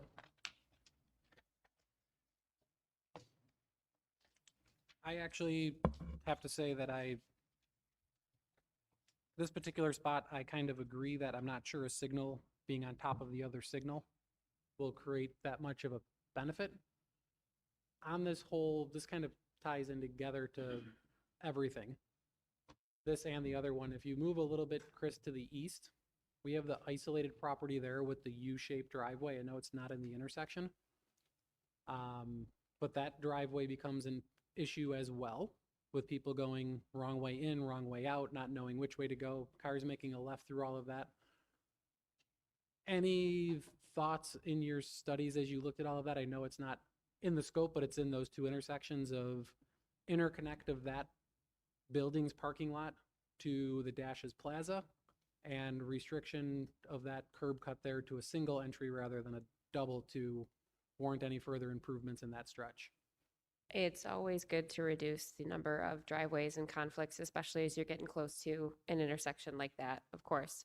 I will note too, there are several different ways to access dashes, which was something we took into consideration as well. So, you know, if it were me dropping my kid off to dance, I would probably be taking one of those alternative routes on the other side of the plaza during peak periods.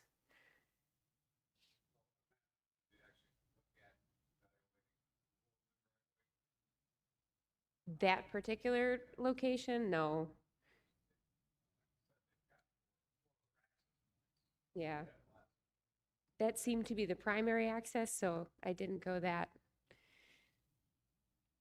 nuclear, if you will.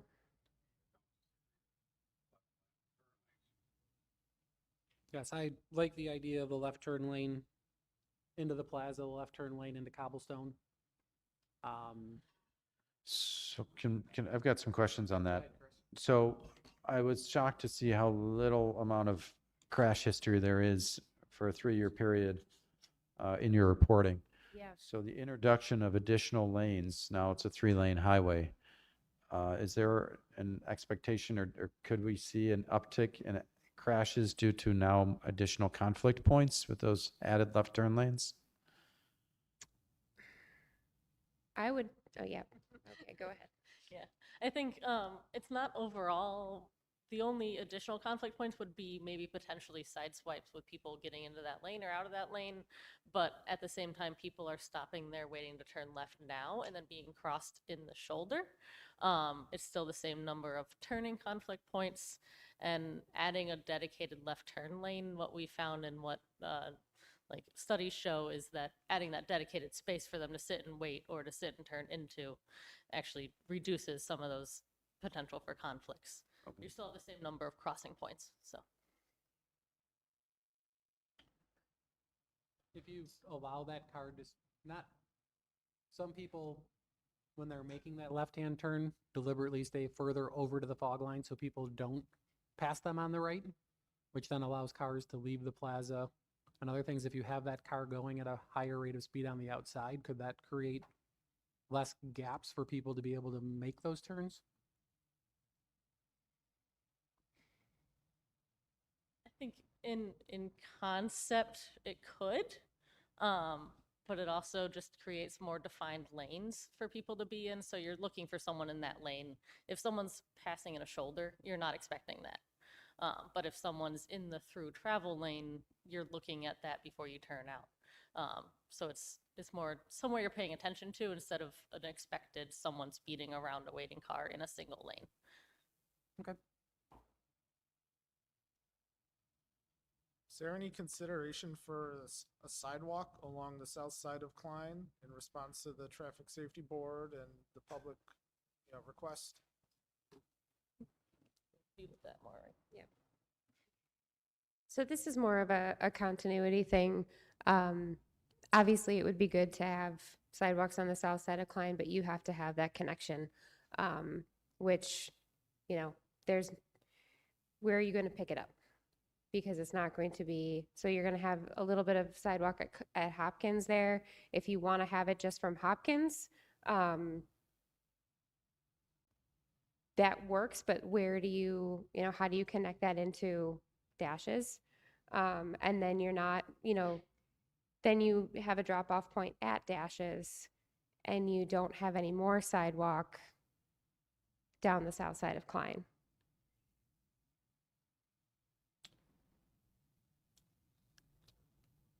Was there any Nick, consideration to just extending it all the way down Klein? To where eventually we could pick it up?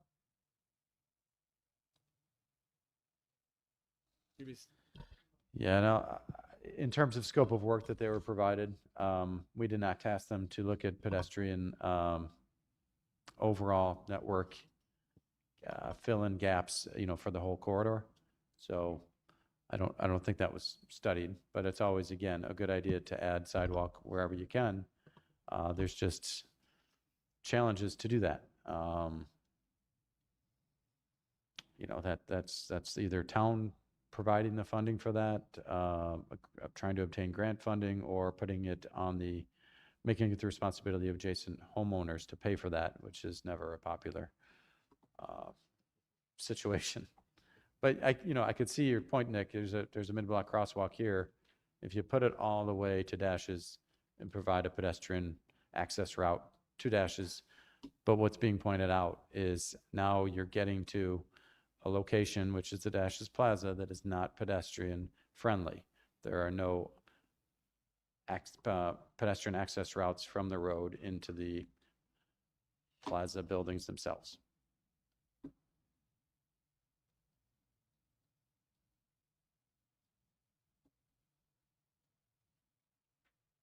I know we talked about reduction of driveway access points. The little Andiamo building bothers me. If you look where Chris's mouse is, you can see up above there, right? Move a little bit to the west, right where your hand is. That's an old driveway. There used to be another building that was there. Would it be beneficial? I know Scott said removing driveways, but having an additional driveway with an interconnect over to Andiamo and having one driveway in that area connecting basically that all one plaza with that an out parcel.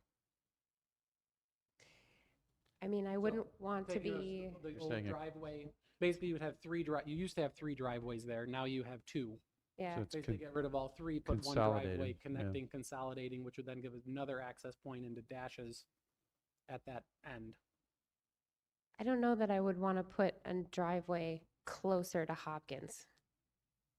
Yeah, but he's saying remove these two and get one that would connect to this. It's a Okay. consolidation. Remove two, add one. Okay.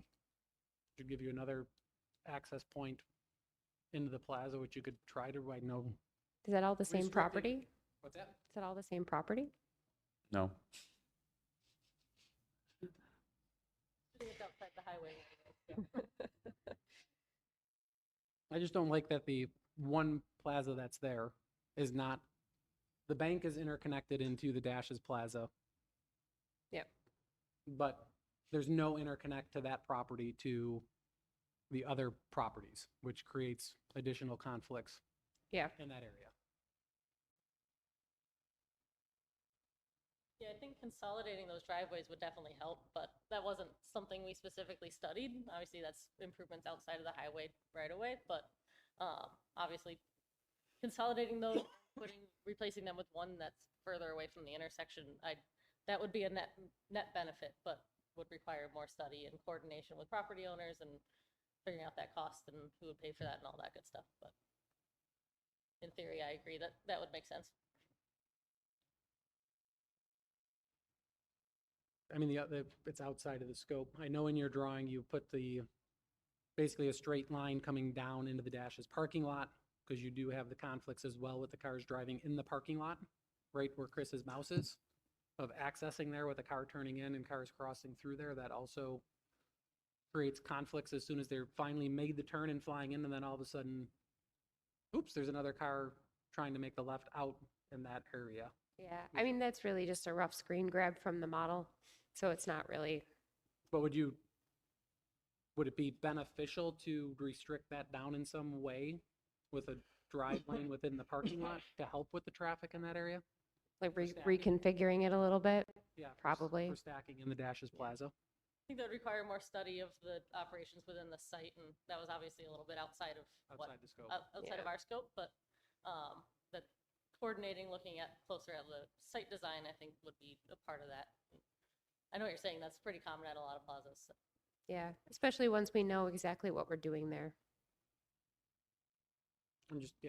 I'm just concerned that if you put the left turning lane there and it allows cars to turn in there a little bit quicker in any way, that it creates more conflicts there. I'll stop now on this one. And I think it's important to note, introduction of a traffic signal normally increases the amount of rear ends, as you see at the other signalized intersections we're about to get to. So, again, not a lot of accidents now, crashes, but an introduction of signal, I think it's safe to say we'd see a lot more rear ends. True? Typically, that's what studies show. Any other comments from this board on this intersection? Well, do we like the idea of the two stop signs? What's that? The stop signs on the minor legs? Yes. Yeah, I think it's a good idea. Yeah. Currently, there's nothing. There's no stop bars, no stop signs. It's just free flow. So is this private? Those are private, Yeah. yes. Mm, Those Dashes. that's probably why. They're not required, but it can always help, especially with major driveways. I would also say improved painting on the Dash's property for the markings of the right versus the left? Or anything being done with that little island that's in the middle there would be beneficial as well. See many cars drive over the little island. That little thing right there.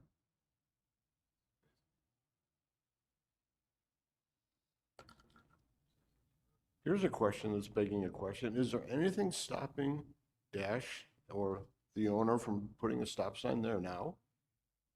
Nope.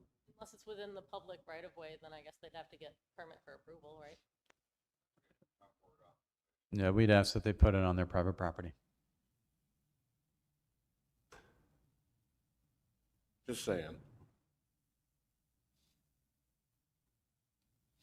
But improved markings there for that, where that car is making the right-hand turn, marking that out better for the right and the left. A lot of times cars are right in the middle, would help there as well. Chris, what's the prime mover here? Put together a 5-6 mile project of highway improvements and intersections?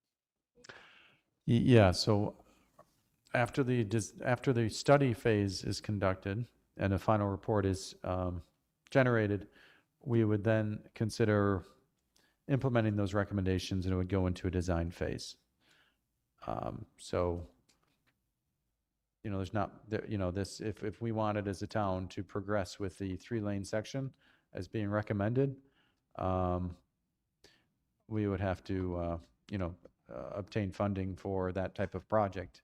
Either put it in the CIP. First thing is I'd ask that this board give a recommendation, not tonight, but after the report is done, to see if this is something you want to do. And then we've put it through the channels. We got to go to the highway superintendent to see if he would entertain this in his right of way.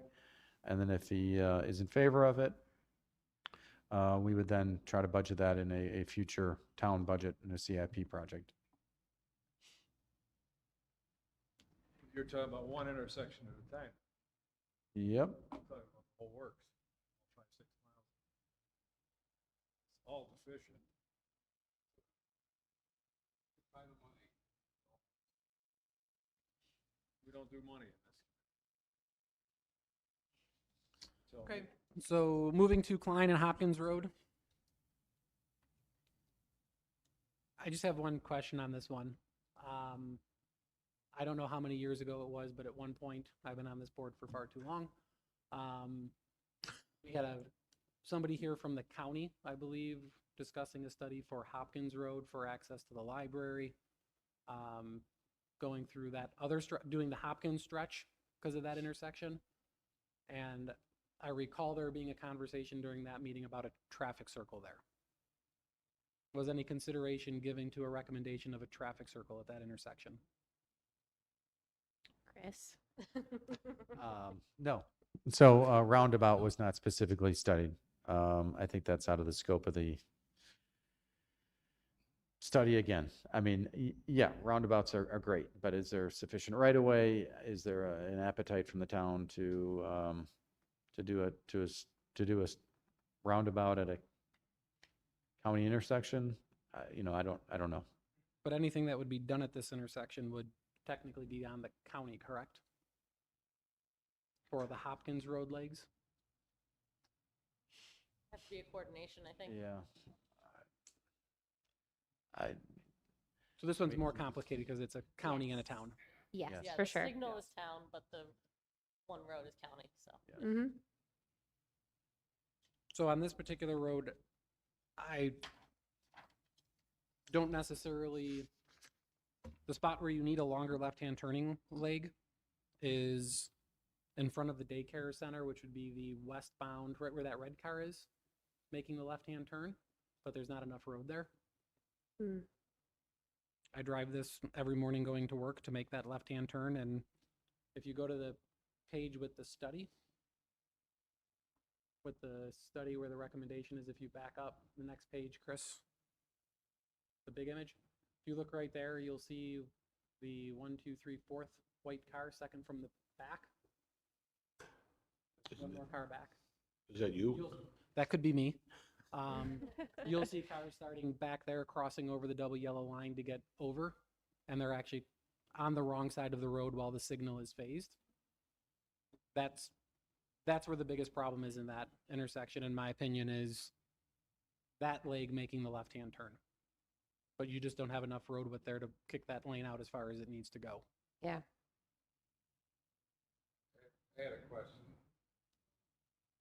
Seems like a rather high. Majority of east-west direction.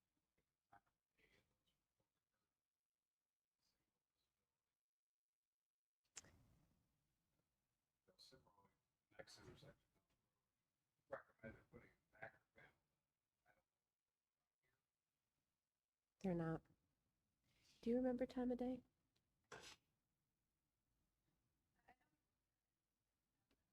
Yeah. I don't know that there was a trend, that there was a specific time of day. But even so, even with just increasing the size, here's your sign. East-west road. Yeah. Yep. Mm-hmm.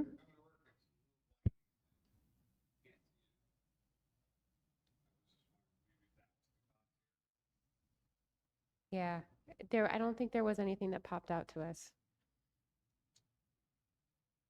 Next intersection, recommending back panel. I think backer plates would be a recommendation at this one too. Mm-hmm. It was, And yeah. increasing the yellow time was another part of it if you extend the yellow time, people have more time to see the signal and stop, along with the back plates for the visibility. Yep. I think all of that, along with some minor retiming, I think where we ended up on this one. Yeah. Increasing visibility at intersections where rear end crashes are an issue. We recommend back plates in general. No, Yeah.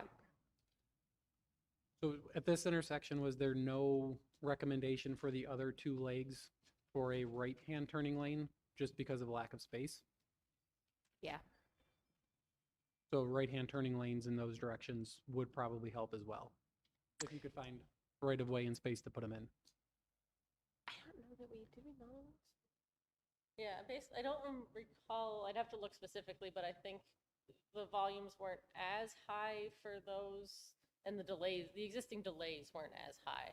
So just given the limited space and stuff, it wasn't necessarily progressed as something that was studied further. It didn't stand out like the other intersection. That's a major movement, major delays. These ones didn't have as many major delays that stood out. Yeah. Between that and just the fact that it was such a substantial change, increasing the footprint of the intersection. That increases pedestrian crossing times and then the cycle length that goes with that. So there's a lot of things to consider. It's not just adding a right lane would help that right turn movement, and probably the through that's in the shared lane, but then you have to consider the space limitations, the increased crossing times and width, and everything else too, so.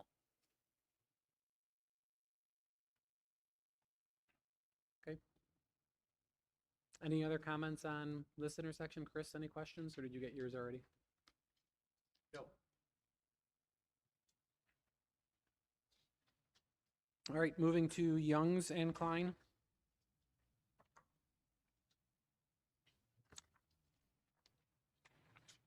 Just so you know, this is my favorite intersection in the town, so. So this has been on my list with Chris, that once this intersection is done, I can leave this board. So I hope we have a selection on this intersection soon. I live in the neighborhood right there to the northwest, in that neighborhood. And I disagree with the comments here regarding the left turn arrows not having an improvement. You cannot, at that intersection during peak hours, make a left-hand turn from Youngs to Klein. You can sit at that intersection 1 car, if you're lucky, will be able to make that left-hand turn. I can tell you that everybody that lives in my neighborhood will actually exit on Oak Ridge to get out to Klein and make a left-hand turn at an unprotected intersection because you can actually do it faster. And many people actually make the turn up at Renaissance and then take Renaissance up to Transit rather than taking Klein Road to transit because you cannot make that left-hand turn. It's so strange because we modeled it, and then I looked at the previous study that was done, and that model didn't really show that much of a change. So like, It's I guess- because oh, when you look at the traffic counts there, the problem that you have is that the people that regularly drive that way are avoiding it. do not make a left-hand turn there because you Conversion can't. factor. Right. guess as So a- that's your you'll never get a traffic study at that intersection to show you that it would improve anything because you everybody that communicate? lives in that area knows you cannot make a left-hand turn there. Can you communicate to everyone the day that we count traffic? To go that way. You have to do this. Today you have to do it. I guess I will say as the traffic analysis person, that doesn't necessarily not improve left turns. Putting a left turn signal would improve the left turn delays. But when you look at the overall intersection, the average of all vehicles, that's where it wasn't really a significant change. And it, I think it's the other one, Chris. Sorry. I was looking at those numbers like, that doesn't seem right. So it would improve those left turns, but, and I think the higher level, higher cost recommendation would be to add those left turns, which would require replacing the entire signal with mast arms, adding that right turn lane for going eastbound, extending the turn lanes. The south leg were the ones that would be extended. But when you look at the overall, so that right column has the left turn signals. So when you look at the overall, and those are the average per approach, considering all vehicles from that approach, it's not really a significant difference. But if you look closer at the actual left turns, it does make that movement better. The other thing is that if you add those phases, it extends the overall cycle length. So you could maybe see a little bit of increased delay for other movements just with a longer cycle. But the left turns would be improved with those. Courtney, I'm going to ask that you modify that and add those left turn movements in there. That would be very helpful to see. Yeah, I think the report would have the full that shows all of the Okay. all things too. So And then there was a traffic study that was done based on a development that's currently being built over there. Was that reviewed as part of this? I don't believe so. So Because what is that? The traffic study, there was the traffic impact, the TIS that was done for the town based on the new 18-house subdivision that's being put in over there in that stretch. Because that TIS stated that this intersection would benefit from left-hand turning arrows in all directions. And you're saying it's not. So we have a traffic study that was just done as part of the TIS for the development that says that it would benefit. And now yours is saying that it's not. So we have two studies kind of done at the same time frame within a year of each other here, 2 years, with conflicting data for this intersection. So we will provide that to you guys, and then we'll have to look and compare how they came to those recommendations versus yours. That might be my failure in not providing enough owner information, Chairman. Okay. And then your recommendations here, we know the gas line problem. I say move the gas line. So Burn it all to the we ground. don't talk about money here. Brand new signal. What does the gas extra company say? lane. the money and impacts of working with the gas line. Get the money off the trees. It's fine. So I think it's important to, I know Courtney just mentioned it, but they did do a review on the actual infrastructure of that signal, and you can't just simply put up new heads. They support the poles will not support the additional weight. So anything you do here, it's a full traffic signal replacement. Which I would say at this intersection, the backer plates, especially in the AM hours driving towards Williamsville East High School, would be beneficial with the sun in the morning. Yeah. So any of that additional weight, because it's a span wire, the loading on that span wire, we cannot add anything to it.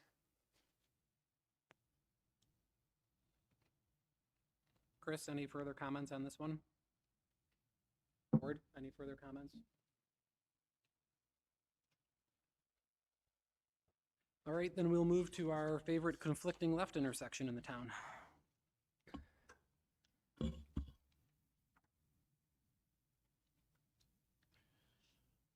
If you could just kind of speak to what the residents brought up, if there's anything you caught out of those Yeah. A couple statements that you could respond to. I mean, I do agree, you know, the major problem that we saw with this, with Air Road is that it's an offset intersection. It's number one thing when we go through with our traffic and safety analyses, we don't like them. We like them to be, you know, I think it's a really good point that you make that, you know, as Courtney mentioned with, Ranch Trail and Birchwood, it's inherent that you know what to do at the two-way stop because they are close enough together. At this intersection, people don't really know what's going on. There are a lot of points that you have to look at, almost more so, you know, at this intersection than a normal intersection. So, and then you have, you know, instead of having these straight across points, you are, you know, running into the fixed objects on the other side of the intersection. Obviously, it's a high-priced change to realign that intersection. You know, you have a lot of earth moving to do. You have the property acquisition, but at the end of the day, it's a good investment to make that change and to address that safety concern. I have a question for the residents over there. Exactly who is wiping out that fence on the north side of Klein Road?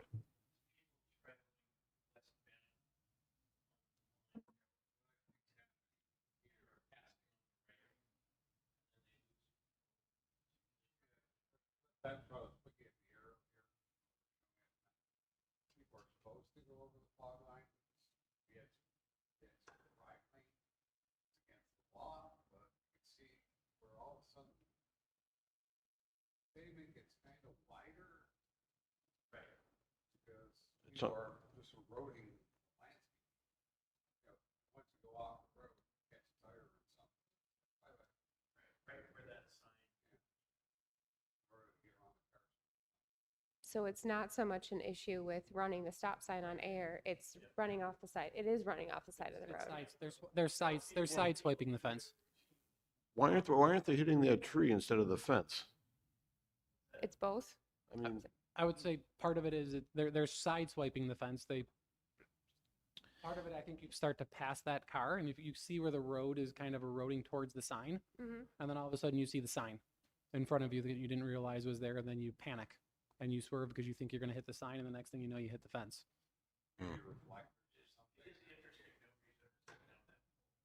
Yeah, well, is it a pole or a tree? I'm having a hard time telling, but yeah, I think you know what I'm talking about. The pole is sitting there. I mean, it says hit me.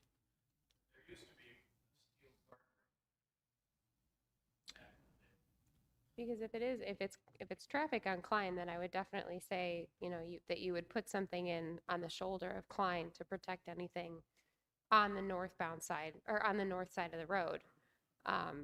My understanding that the concern was people running the stop sign on Air. Okay, so there's a misconception of where the trouble is coming from here. You're thinking it's coming from Air going, well, basically disregarding this sign, and he's saying it's people side swiping it off to the right. So which is it? Well, that was our understanding before hearing these comments. Yes. Yeah. Okay. Probably more. I'm thinking it's the side swipers. Okay. And that's. Go ahead.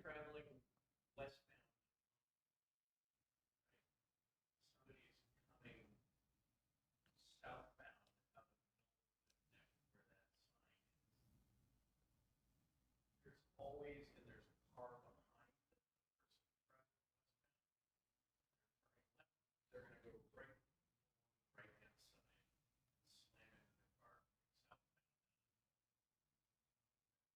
the car.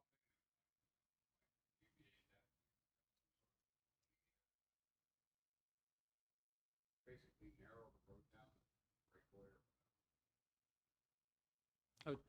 Yeah, road. The steel guardrail that used to be there would prevent the car from being able to go around the car when it was making the left. Yeah, just so we're clear, we wouldn't put up a guide rail that looked like what was there in the past. That was a single section and can be a danger. So, to Scott's point, yeah, delineators might help. I think we need to look at this a little bit more because the rationale from the engineer is that The implementation of a guide rail in itself, it becomes a deadly fixed object, especially for those right angle type of collisions. But if it's truly guiding the vehicles back on the roadway, which is what the intent is, I think we need to reconsider. What would help is if we had a clear accident crash report that would indicate that. Don't. But we don't. So Say no one reports the accidents. vehicle intrusion could be a criterion to put in a barrier, but without that proof, it's really up to the engineer. The only crash report I have is someone running the stop sign on air and hitting a fixed object on the north side of the street. Chris, you have the video somewhere in your files of when you were out there looking at this and the, No, it was provided by Noah. Oh, no, you're right. We did take that. you were out there Yeah. for something and the school bus drove by. Yeah, we and- provided that to Colliers. Yeah, I think the,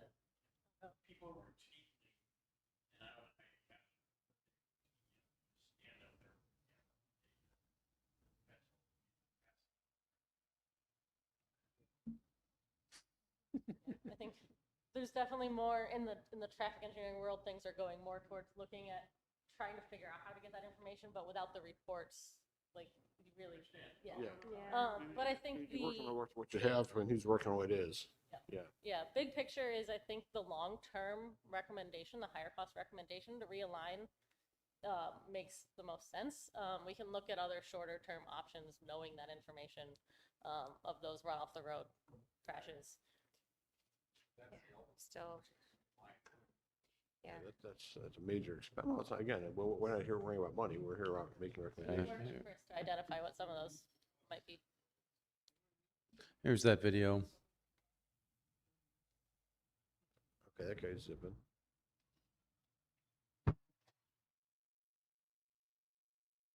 That guy making a move. What you can't hear is the, Screech of the brakes.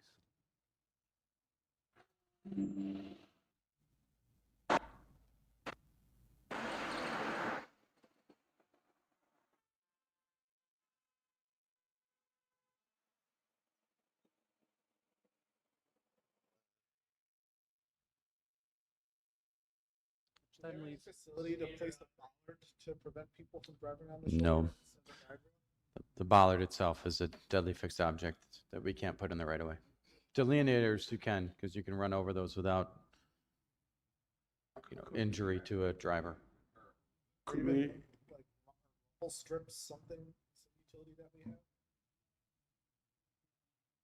could we take away the fog line? We don't implement, we don't have those, but I mean, it's a possibility. Rumble strips are typically to wake people up. so-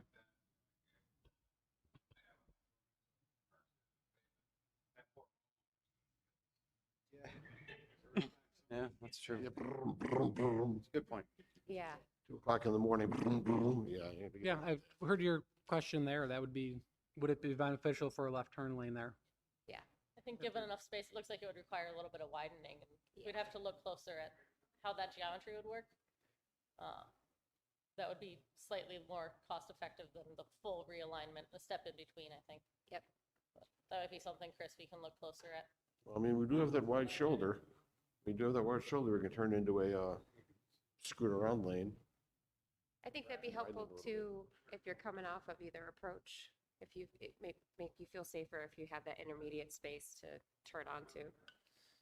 And give you a little gap there. Yeah. Okay, any further comments on this intersection?